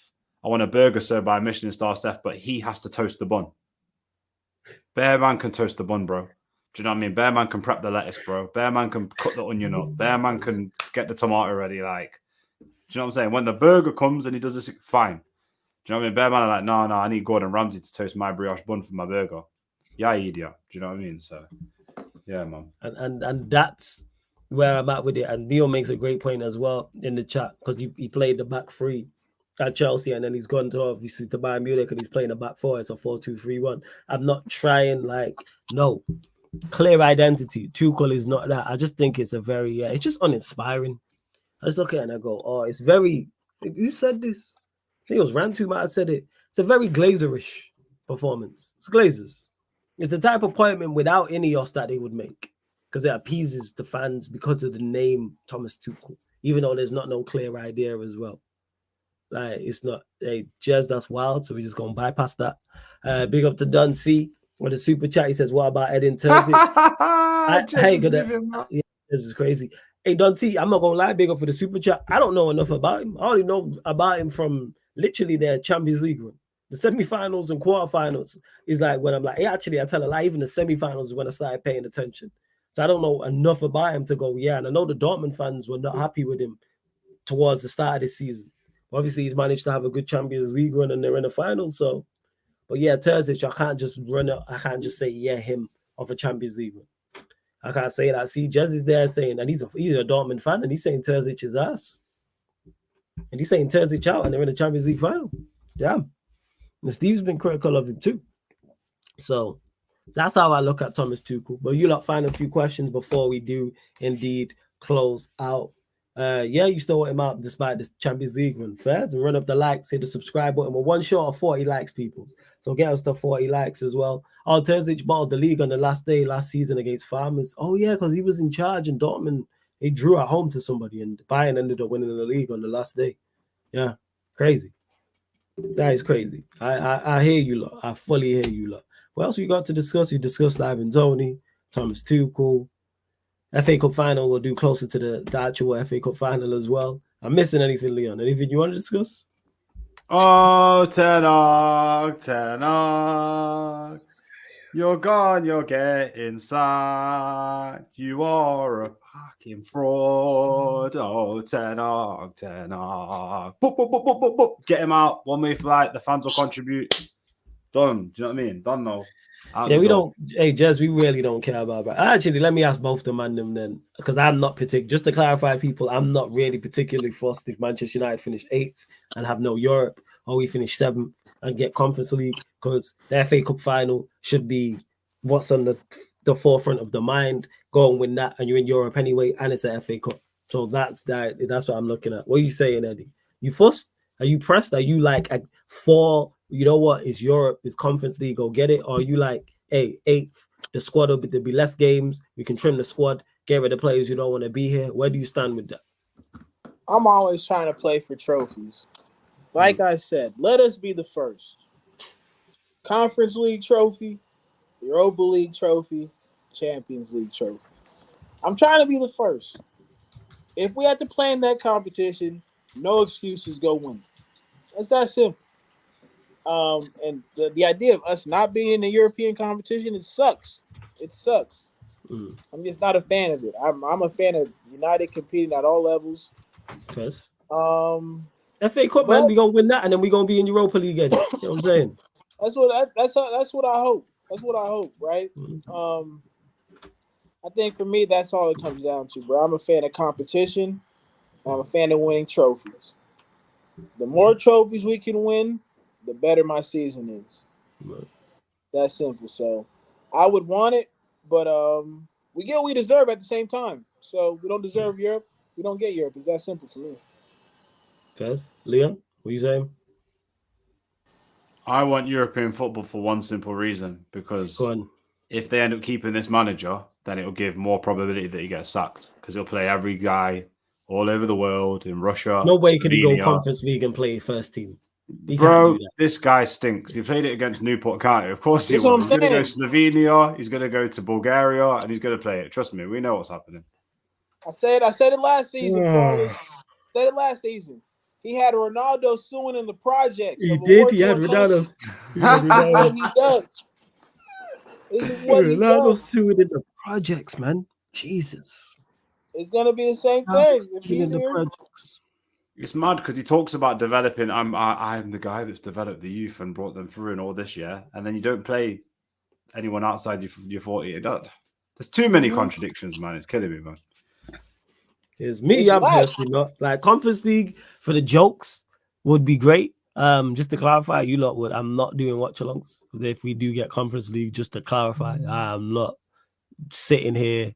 Probably around this time, or it might be Saturday, 4:15 p.m. UK time, when we go away to Kazakhstan. You know what I'm saying? To play whoever. No, you know what I'm saying? That, leave that to me. This is leave that to me. Eddie might be here doing the Conference League watch-alongs. To give the top flight European competition the respect it's due, allow me to, hold it down on your channel if you don't mind.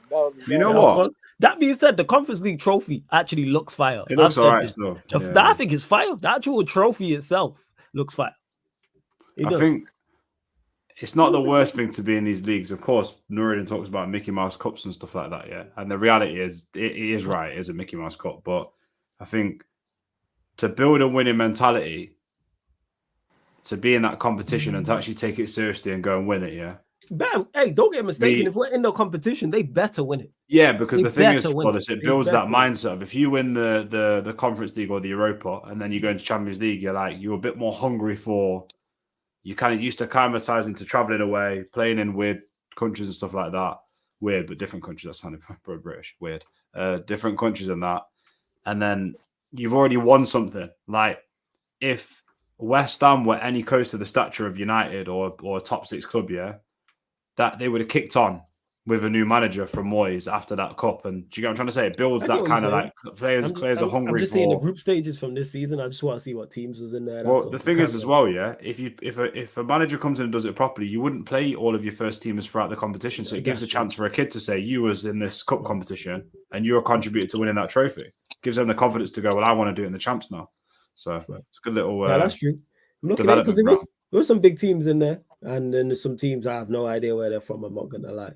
But there was some them looking here. It was like Leo were there.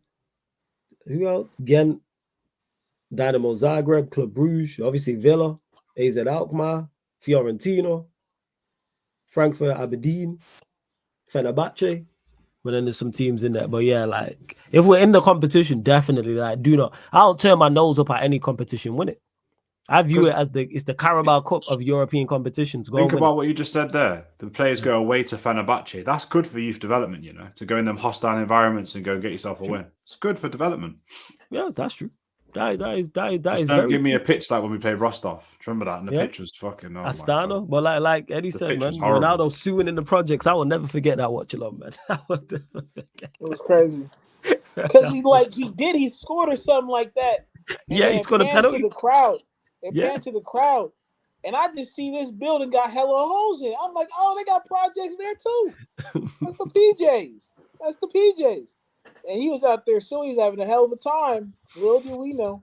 It's crazy. And they're changing the format of that too, Jess, because he says, by the way, Conference League will also have the league, not just champs in Europe. Because obviously they're changing the format of the Champions League and the Europa League. How? It's because it's now league format, so it's like 10 teams. One sec, I'll tell you now. Give me a sec. We was discussing this the other day. Oh, there's no more groups? Nah, it's not a group thing. It's a league table thing and then playoffs and all types of stuff. 1 second, I'll tell you now. Come on, man. What happened to the game I love, man? Yeah, facts. What happened to the game I love? Like they didn't need to change it, but hey, more money. So here's how it works. 1 second. So this is from ESPN. This is how the new format. So this is Champions League. What's going to be different from next season? 36 clubs will take part in the Champions League, and they will all be in one big league table. The old current format saw 32 clubs divided into 8 groups of 4 teams. There will still be a draw of sorts at the start of the season, but only to create league phase fixtures. 8 games for each club, 4 at home and 4 away.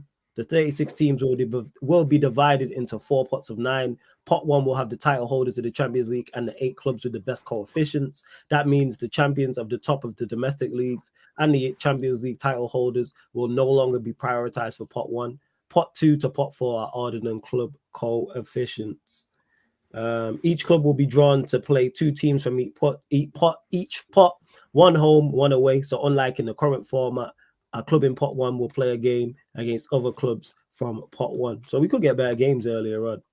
So yeah, that's what it's saying. So yeah, we'll see. We'll see. Well, and Andy says, how important is Dan Ashworth for next season, and when could he arrive? Whether he gets here, whether he's here or not, he'll be working with the people at Manchester United, number 1. Number 2, super important, because you're the director of football. So you play in a key role. So super important. But he's already in the group chats. He's already tagged in the emails. They're on the phone to each other on the group calls, on the Zoom calls, and all that type of stuff. So yeah, 110%. He's super important. And big up to Dunty. Says a member for 1 month sounds like a Super League format. It does kind of sound like that. And Diallo asked, where is it here? He says, let's say he stays, you're going to be open-minded, or you done not going to give the stricture a go. Oh, if he stays, then it's Ineos out and Ten Hag out, just to clarify that. Yeah. Because the issues I have with Ten Hag are nothing to do with the structure of the football club. Not playing Diallo, for example, is nothing to do with the structure of the football club. Not being a cohesive unit is nothing to do with the football club. Not having a clear, distinct way of playing is nothing to do with the structure of the football club, and so forth, and so forth, and so forth. You good there, Eddie? So yeah, I'm not.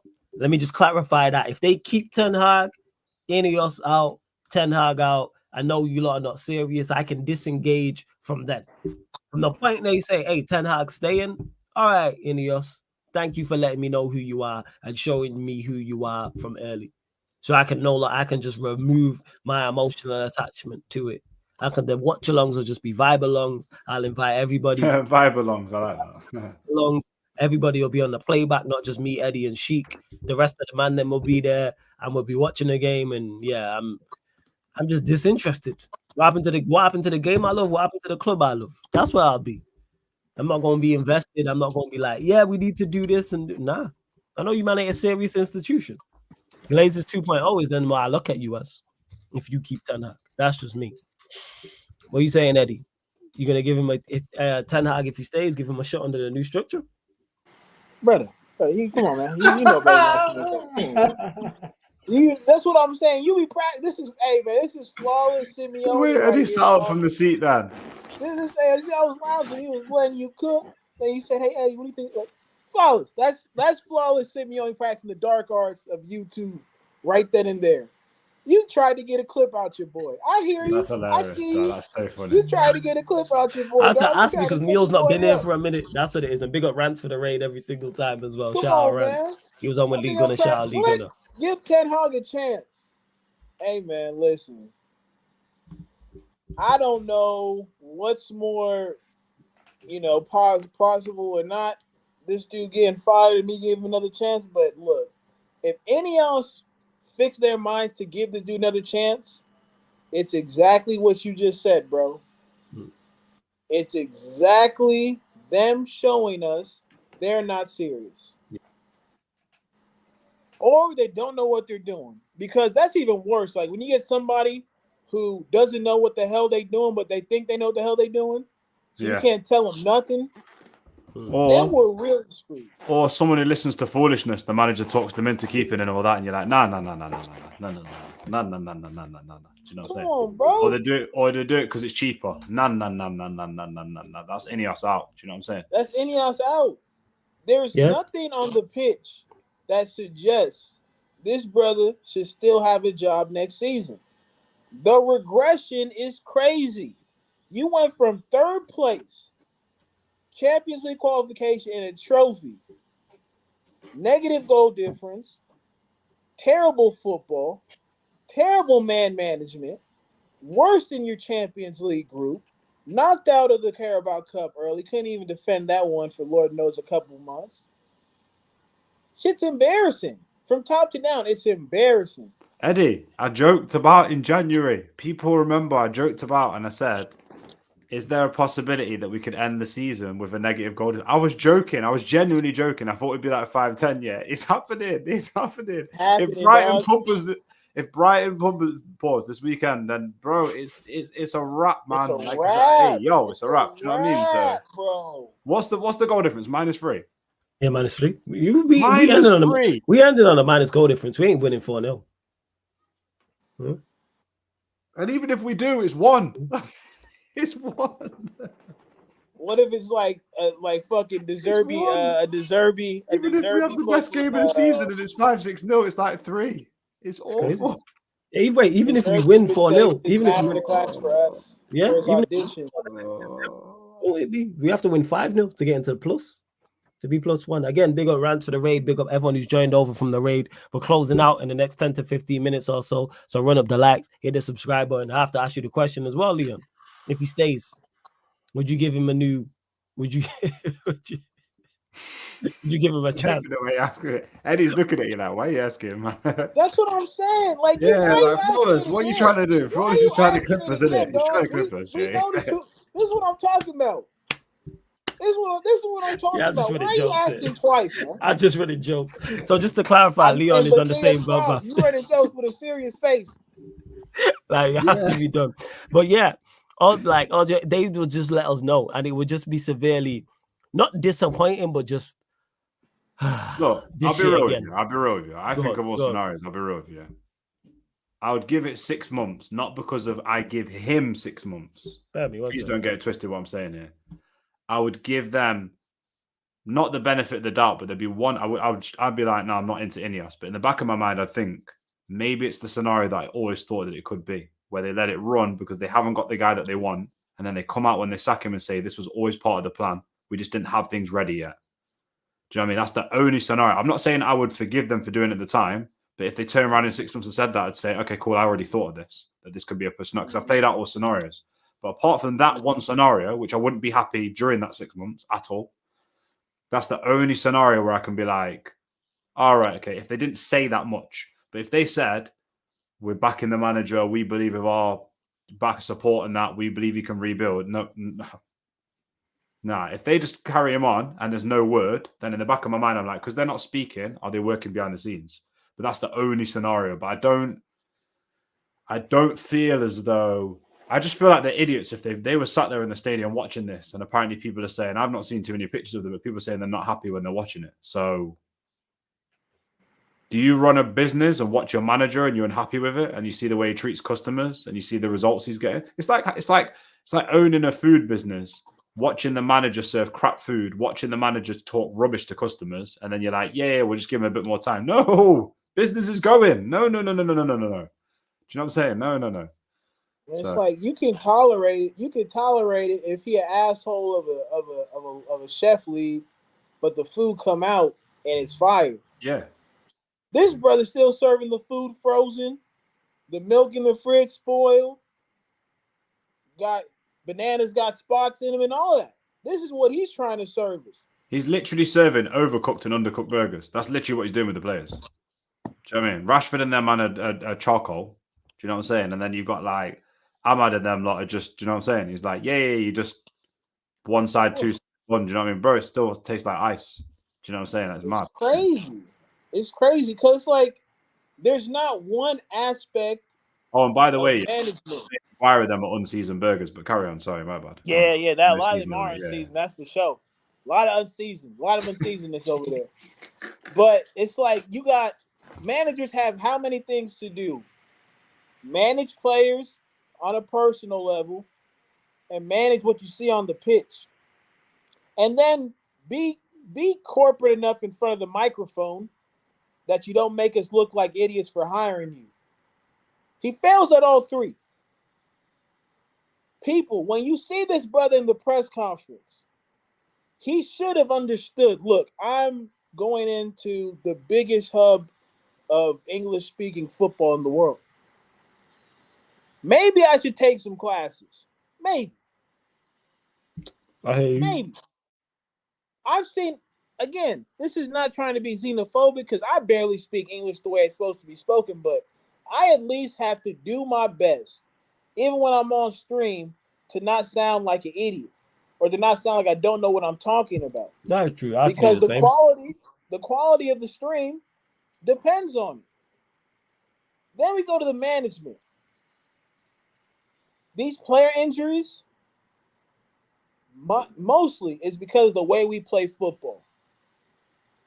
Look at even in Liverpool. That's who I think we kind of, on a pace-wise type of thing, who we play like.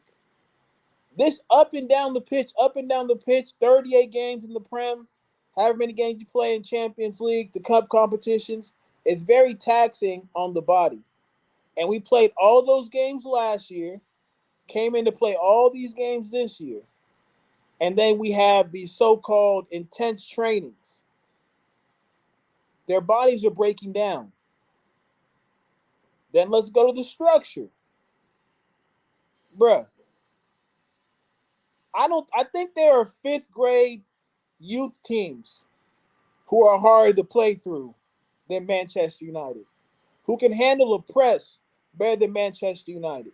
Eddie, can I just interrupt you for 2 seconds? And now he's gone back. He's gone back to solid now in the last 2 days. It's too late. He's gone back. It's just mad. Do you know what I mean? It's like, let's go back to the food business, yeah? And then they come by and they go, we're going to have to shut you down because like we're going to have to shut the business down. We're not making enough money or you're not serving the right food and that. And then he goes, no, I'll go back to serving the good food. It's too late, brother. Somebody else is taking the premises. It's too late. Done. And there's still enough time for him to show how much of a dickhead he's been this entire season. There's still enough time, people. We don't know what lineup he's going to put out there on Sunday. We hope it's the one that we just saw. But even that one escaped by the skin of its teeth, right? One change from that team, like let me put Rashford on the left again. Let me put Garnacho on the right. Maybe Amrabat stays, maybe he doesn't. Maybe he goes Bruno, Eriksson, McTominay, or Cole. You don't know with this guy. So there's nothing that I can point to that you can use to defend him because injuries are a part of football. That's already factored into my assessment of what this guy has done this season. And I think that's a reasonable take for somebody who watches this team week in and week out. And I think any else will be the same shit that I'm seeing because it's plain as day. I hope so. And to MC4, it's Malacia. That's the left back you're thinking of, Malacia. And in regards to it, he caught a case. I'm convinced he caught a case. On top of that, I just hope he's good. I said he's Quincy Promise like that. Crazy. That's what I'm saying. He in the music videos with him, both on the yacht. And on top of that as well, to further answer the question, and people have met. And Neil, you didn't ask this, but people have said this. Oh, what happens if he wins the FA Cup? Would that change your mind? Should he be given a shot? No. You should be, you know what I'm saying? You win the FA Cup, celebrate it, and then next day you're sacked. That's what it should be. I believe, let me actually check when the FA Cup is. The actual date, pardon me. Let me actually check the date. Let's see. Hold up. The FA Cup is the 25th of May. If by the 26th, the 27th, we have not heard him getting his marching orders, I'm looking at him funny. What are you waiting for? We got a season. We got a big summer ahead. And it's shortened by Euros. It's shortened by Copa America. We need to be on the ball expeditiously. So, yes, we need to, 25th, you need to be gone. If we lose, 26. If we win, I'll give you some grace. The Saturday and Sunday to celebrate, and then you're gone the 27th. If he's still in charge by the next time we do, because we'll probably do a show around then. If he's still there, that show we do, this ManDem United on the 28th. Oh hell, he's going to break loose on that stream if he's still in charge, especially if we've lost. We should get there. What we should be talking about on that show is him leaving and who the next manager is going to be. There is no benefit to him staying. And before he says exactly he used to be sacked in the tunnel. Won't say all that, but I'm not against it. I'm saying personally, I would have sacked him on the touchline against Coventry, even though we won the game. He should have been served his papers. I'm saying like his child support. The papers should have been there on the touchline at the person run out and say you've been served. Because they can't keep him. They can't. He's talking about, oh, they have common sense. All right, well, if they have common sense, they'll get rid of you. Because this season, we can't regress the way we've done. We haven't taken a step down. We are falling down the staircase and we are still falling. We are still falling. We are falling down the never-ending staircase and we are just tumbling. I've used this analogy before. I use it again in that Simpsons episode where Homer's on the skateboard trying to jump the Grand Canyon. And he falls and he just hits every brick on the way down and just continues to, like, that's us this season. You can't, Eddie mentioned it, you can't go from 3rd to 8th in the fashion we've gone. That can't happen. Minus goal difference. Barely creating anything, barely scoring any goals, conceding so many more goals. None of the signings working. Not all the players regressing from last season. The team was just regressing overall. Eye test and stat test. Everything backs up that this manager's not good enough. Everything. So it's time, and then you hear him talk and you go, yeah, this just clarifies everything we need to know. Every little time he's tried to divert something away from us and rare.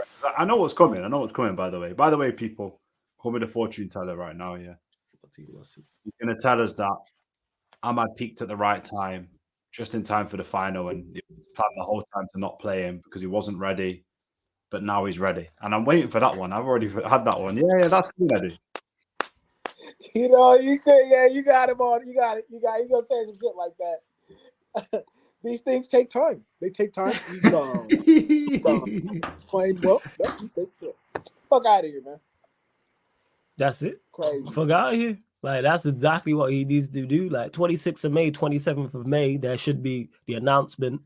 Ten Hag's on the move.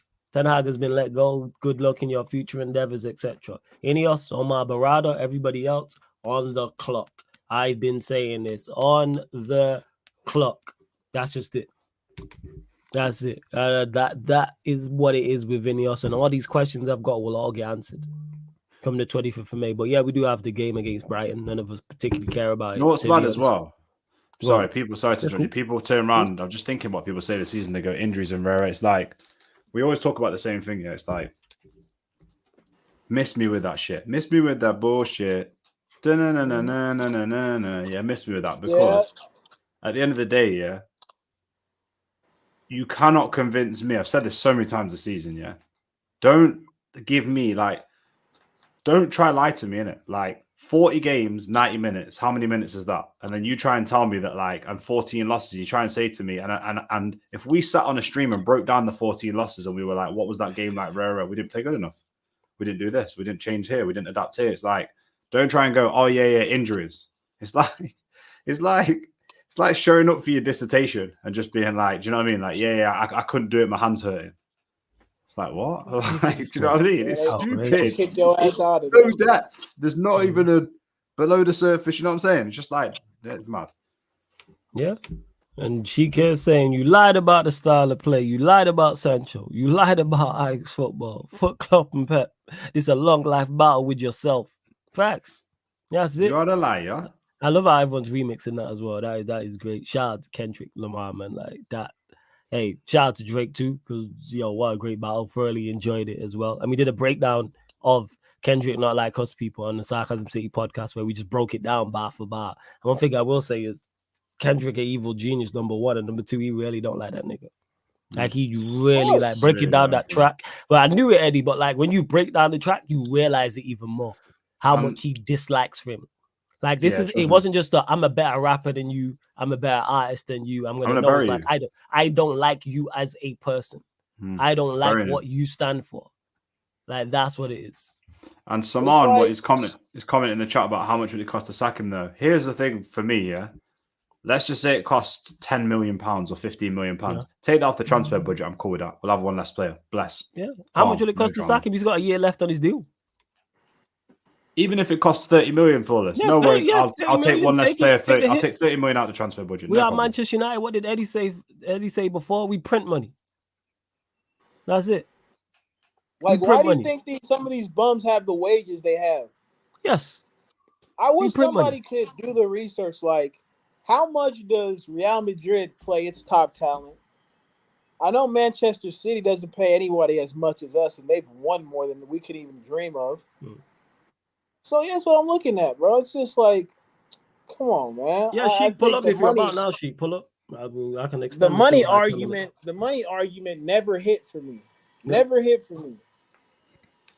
Because I'm saying the merchandising we do, the attendance we do, the TV rights deals we do, the worldwide acclaim we have.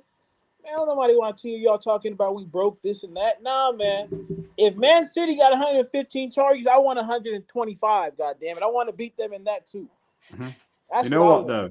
We're like an antique business that doesn't really sell that many things. Like we're basically like an antique business that's running all right, generates like a lot of money. So it does generate money, but we're turning around and we're going like, oh.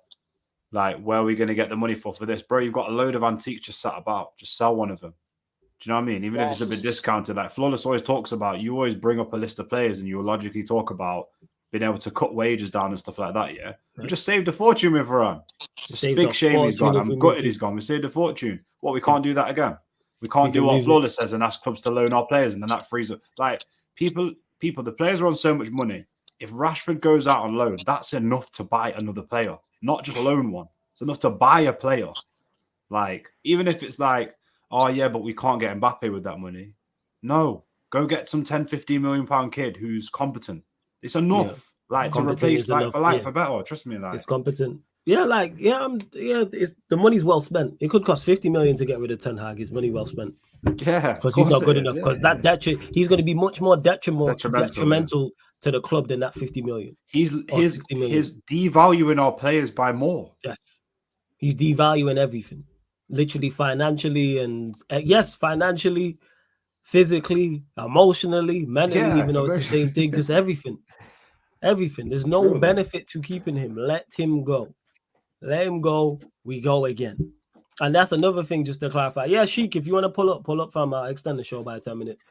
That's another thing as well. People are like, oh, you can't get any better. What if the next guy doesn't work out? You know what you do? You sack him too. You get another one. It's trial and error. Change. There's nothing wrong with change. You sack managers until you find the right one. The next manager may not work. The manager after that may not work. The manager after that may not work. The manager after that might be the one. We might be 4 managers away from the manager we had. So cool. We might be 8 managers. It may be 12. And guess maybe what? 16. When you sack and you change, you learn how to evolve into modern trial football. And error. You won't do that. So you man just gonna stay with a girl even though the relationship's not working out. Yeah.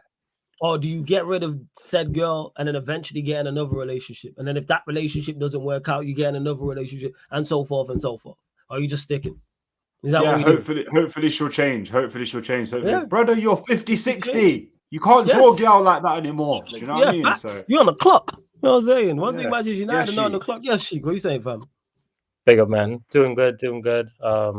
Finally made it to match week 38. We here, man. We here. No, that's real. No, that energy right there, I felt that. That's exactly where we are, yeah. We here, man. We here. We finally here. This is what we wanted since, I wanted this since, Bournemouth, since, the middle of the season. But, hey, we finally here, man. I don't know if we have an exciting summer ahead, though. That's what I would say. But no, it's United, bro. United, we always do. We always figure out a way to make some nonsense stick. That's true. Hey, if there's an exciting summer ahead, let's start off by sacking this manager. Let's start off. I agree with that, man. That's a great foot to start from.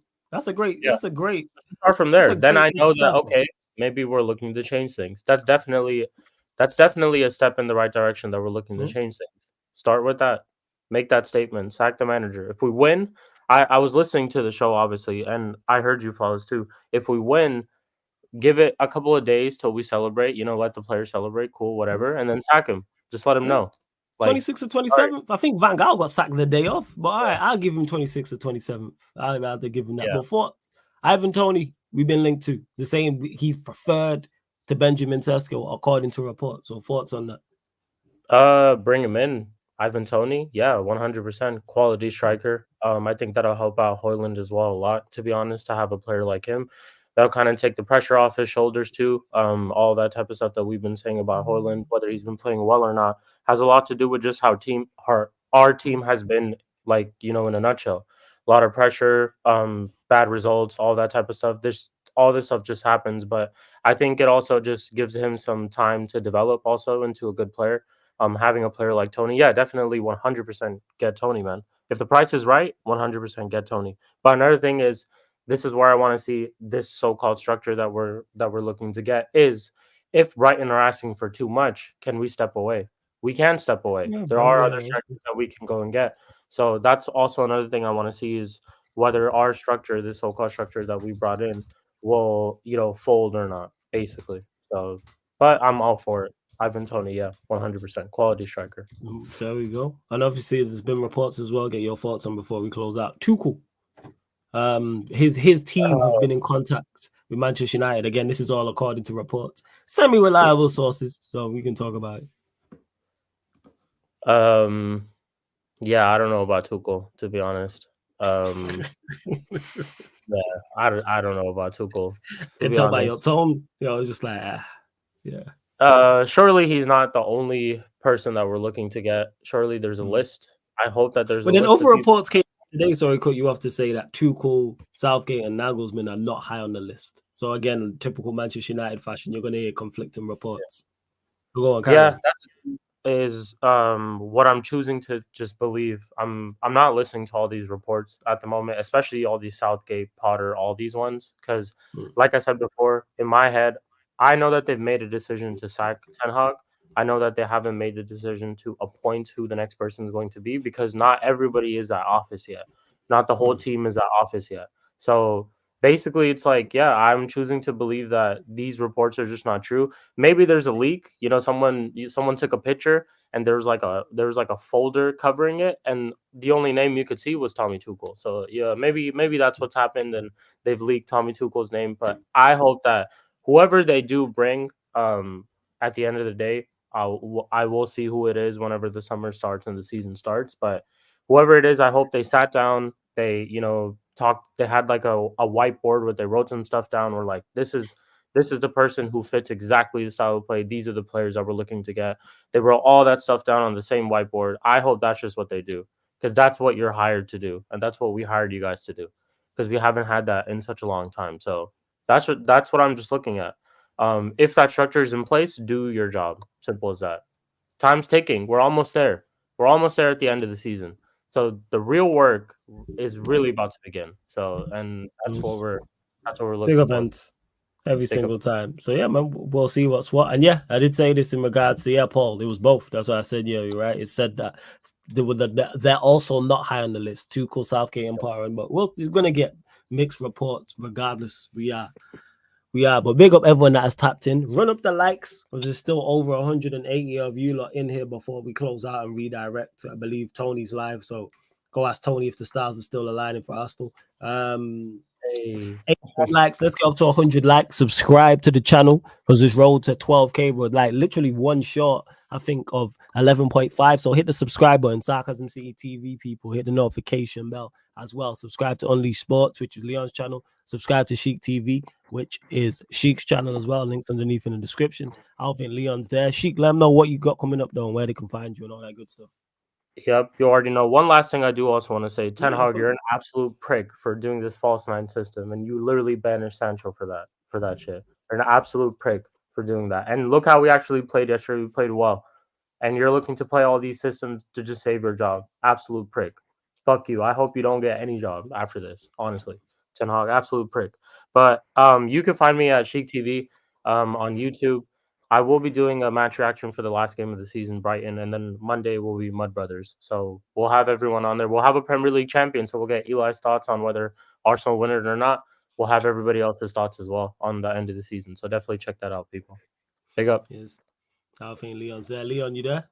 I think he is, but go subscribe to Unleash Sports, people. Make sure you do that as well. Oh yeah, we'll get scoreline predictions from the man. Then we'll go to you, Eddie, quickly. Brighton, Manchester United, last game of the season. Brighton have been shit.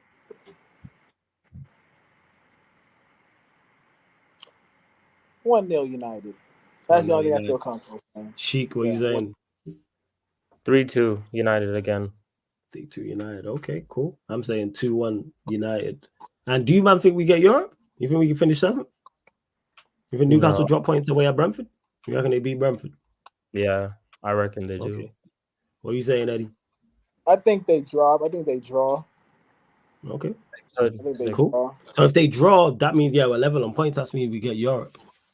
If they draw or lose and we, because we're the same points, so yeah, we need to basically better their results. We need to better their result because we're level on points. To Andrew says, does it really matter? Depends. To me, no. To some, yeah, because some people care about Europe, and then on the flip side, you missed it. Some people, we had the conversation about 10 minutes ago. Some people care about Europe. Some people don't care about it. Some people would prefer not to be in Europe. So, we'll see. It would be the Conference League or it'd be the Europa League. Conference League. Only way we get Europa League is winning the FA Cup. You know, with the Conference League thing.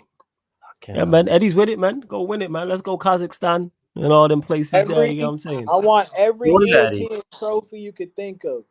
I want every. You know what? I hear that because these players, we need to send them to these places, Kazakhstan and all that. Go play them, man. This is what you guys deserve for this season. Last year Champions League, absolutely.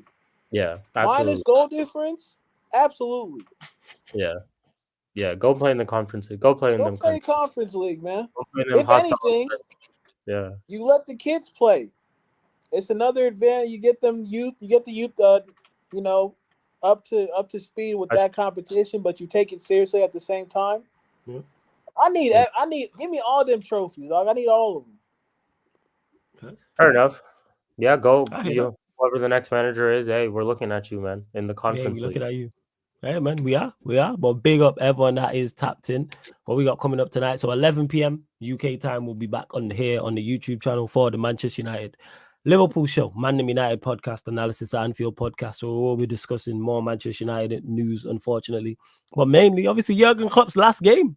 So it's going to be an emotional pod, man. It's going to be emotional. Super emotional. Yes, man. Why are you laughing? This is serious matter, Sheik. It's going to be super emotional for them. Jurgen Klopp's last game. He's been there, 9 years? I know. Sorry, my bad. 9 years.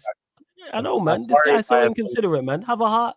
Fuck. Yeah. Sorry if I offended any Jurgen Klopp, lovers in the chat. Facts, man. Sorry about that. Yeah. See, Enz said, can't wait. Enz, I'll send you the link if you're about 11 p.m. UK time. But that's a serious, that's going to be emotional.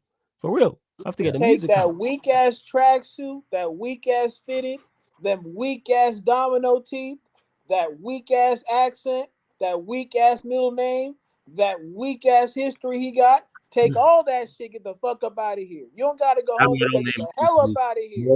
Arrivederci, sayonara, au revoir, deuces. Momentous occasion. I cannot wait. Wait, so Wallace, did you say that you're going to discuss Klopp's, Liverpool tour, farewell tour, final season, the reviews of the season, basically about? We'll probably get a review of the season after the season. We don't want them there. It's an emotional time for them to talk about it. Yeah, up out of here. Fuck you mean? Up out of here. Fuck you mean? Can't wait. This guy said it here. Liverpool bottling it this season hasn't been talked about enough. We'll talk. Don't worry, man. We'll talk about it. Imagine in your last season playing United, you couldn't get one dub against them. Imagine that. 3 times. It was 3 games as well. Crazy. 3 games to beat us. Couldn't do it. Yes. And to MC40, that's where Eddie's at. He says, actually, if United win the Conference League, we'd be the only team to have won every competition. That's Eddie's thought process. It's a nice trophy as well. It's a nice trophy. Great minds think alike. Shout out to the MC one time. Yeah. We would have won the treble of the competitions, man. And big up to my guy Don C as well, been a member for a whole month as well, man. And he's talking about Champions League and he says sounds like a Super League format. And big up for the super chats as well, Don C. Much appreciated. But in regards to Manchester United, like I said, the United Liverpool show, that'll be 11 p.m. UK time. That's on the upcoming live stream schedule. Then following that, 1:30 a.m. it is game 6. Yes, it is game 6. Indiana Pacers versus Indiana Pacers versus the New York Knicks. Obviously, the Knicks leading 3-2 currently, so the Knicks trying to close out the series. Indiana trying to force a game 7. Hey, I need the Pacers to force a game 7. It's in Indiana. Indiana, yeah. That was like a whole lot of hard R's. You catch my drift. Yeah, I hear that. I love a lot. Crazy. Crazy. Crazy. You know what I'm saying? It's crazy. Crazy. Whoa. But yeah, that'll be live on the Playback, people. So get over to the playback.tv/Sarcasm City TV, or download the Playback app, because that's where we've been doing NBA watch-alongs. That's where Premier League watch-alongs are, including Manchester United ones, even though our simulcast to the YouTube with them. Over Premier League watch-alongs, Champions League will be over there next season, FA Cup and League Cup all over there next season. Obviously over the summer, Euros, Euro 2024, Copa America, the Olympics, all over there. The gaming content will be over there as well. I'm trying to pattern something for the gaming maybe today. Pro clubs, career mode, fight night, all that. GTA, when me and Sheik finally get around to buying WWE 2K, we'll be running that as well. That'll be jokes, so you already know, people. Y'all ran so GTA plenty of content. Yet?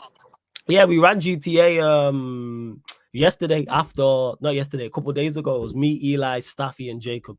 Hilarious. But I'll shout you. Next time, I'll shout you. Nah, I don't got my sister with me over here. Oh, yeah, you don't? Yeah. We're in GTA, 100%. Yes, Warrior J, I will be doing Copa America, because Jamaica are in the competition. So I shout Lex and I shout Lex and shout Kaneki. Yeah, they're in the competition. So I was like, all right, now I have an invested interest. Hey, listen. Now, you know. It's on the Playback. It's cool.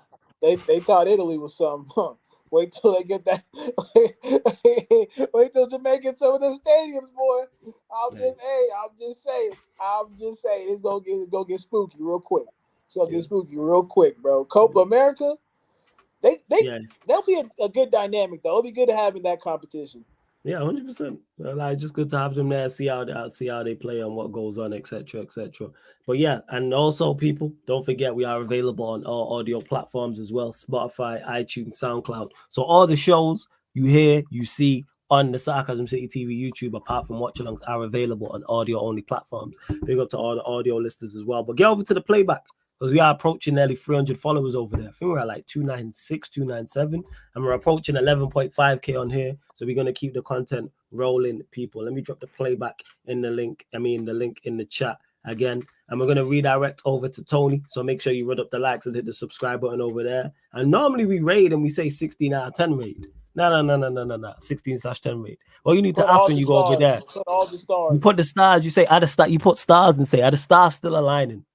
That's the rate. You put stars. You put, are the stars still aligning with stars? That's what you ask Toney, people. So we need that in the chat from you lot. Are the stars still aligning with What's with the star background? Well, what have I missed? Remember Toney, the Arsenal fan who'd be on the channel. Shout out to my guy Toney. And he said the stars are aligning for Arsenal. So it's been a thing ever since then. He said it weeks ago. And on that note, people, I need to go gym, so I'm out. But listen, Eddie, Sheik, I'll add a Kool-Aid thing. Eddie, you Sheik, you're taking a piss. Flawless respect. Listen, people. I just want to repeat, one more time, people, Oh, Ten Hag, you're off at the door, you're sacked. You are a bold fraud. Oh, Ten Hag. Don't know, people. Make sure you subscribe to Sarcasm City. Big up all my guys in the chat. And remember, people, don't be out there on the weekend telling girl that they're 16 out of 10. I'm gone. Safe. Big up. But can I just say, the two girls below us are looking 16 out of 10s today, both of them. Brother, what's that? What's that, brother? And on that note, people, this has been the ManDem United podcast live on the Sarcasm City TV YouTube. Thank you very much for tuning in.